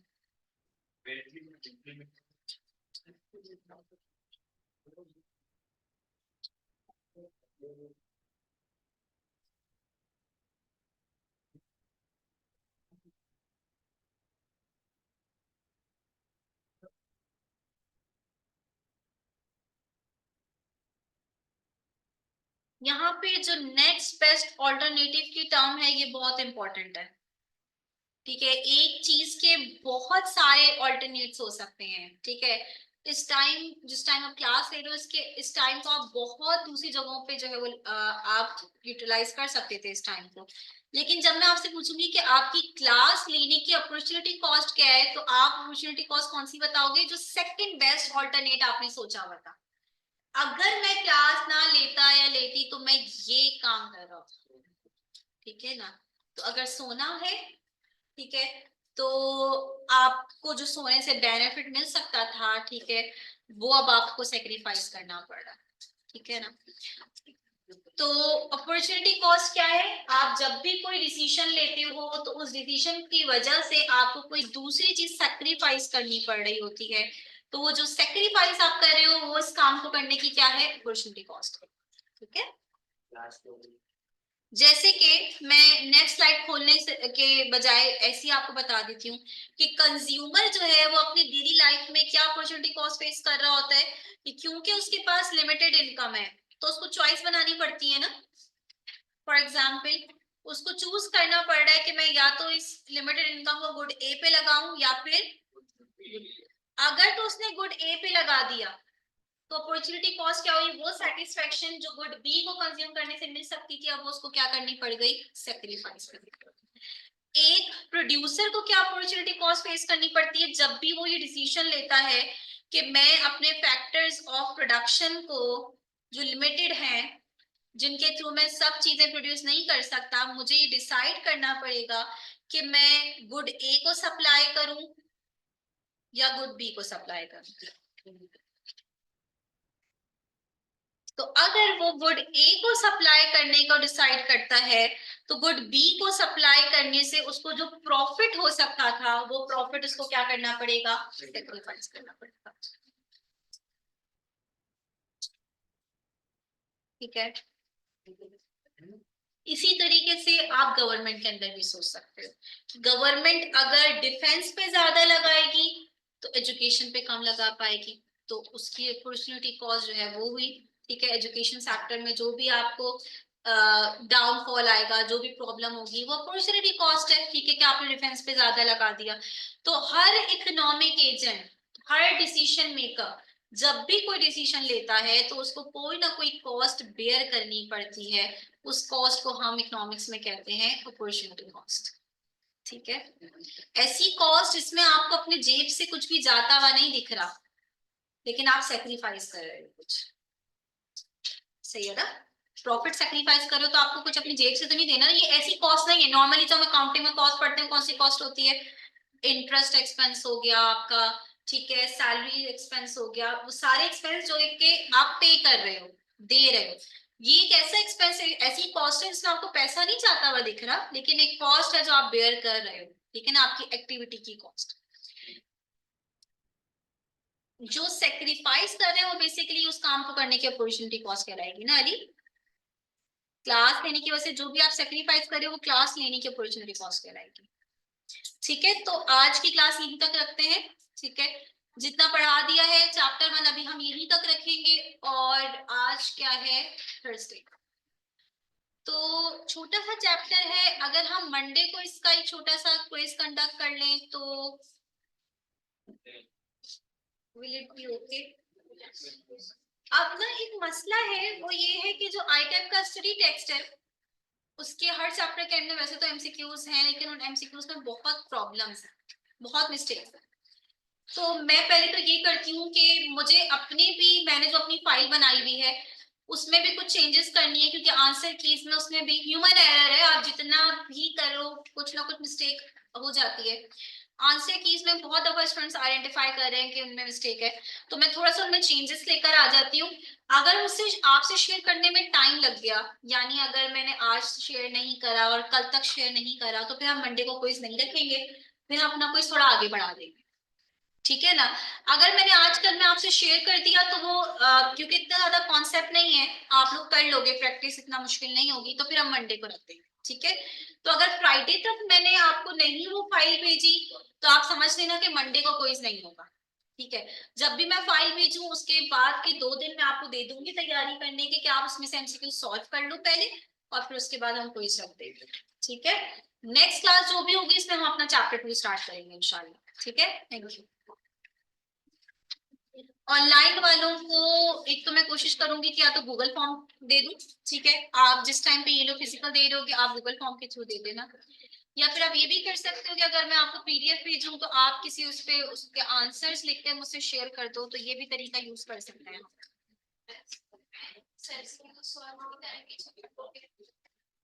अभी जब तक मैं नहीं दे रही करने की कोशिश कर लो, ठीक है, लेकिन कुछ मिस्टेक्स हैं। मैं असल में पता क्या होता है कि हाँ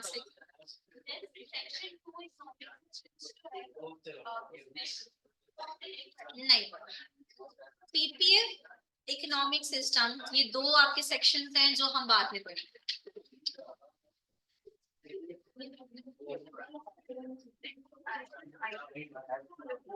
फिजा जो नोट किया है, नोटिंग बोल रहे हो, जो वन नोट की ये जो इस वक्त मैंने ओपन करी है, या स्लाइड्स की बात कर रही हूँ। जो स्लाइड्स की बात कर रही हूँ तो वही स्लाइड्स मैं अभी ग्रुप में भेज दूंगी। अभी वो जो साहब हैं जिन्होंने ग्रुप बनाया है, अगर उन्होंने मुझे एडमिन बना दिया हो हाँ, उन्होंने मुझे एडमिन बना दिया अल्हम्दुलिल्लाह। तो हाँ भाई शहीद, आप शहीद मैं आपसे शेयर कर रही हूँ। पहले मैं आपका नाम आपका नंबर सेव कर लूँ। तो मैं लिंक भेज दूंगी, आप उस लिंक को उस ग्रुप में शेयर कर देना ताकि बाकी सब भी ऐड हो जाए, तो फिर मैं डॉक्यूमेंट शेयर करता मैं कर देती हूँ, ठीक है, आप लोग ग्रुप में ऐड हो जाइए।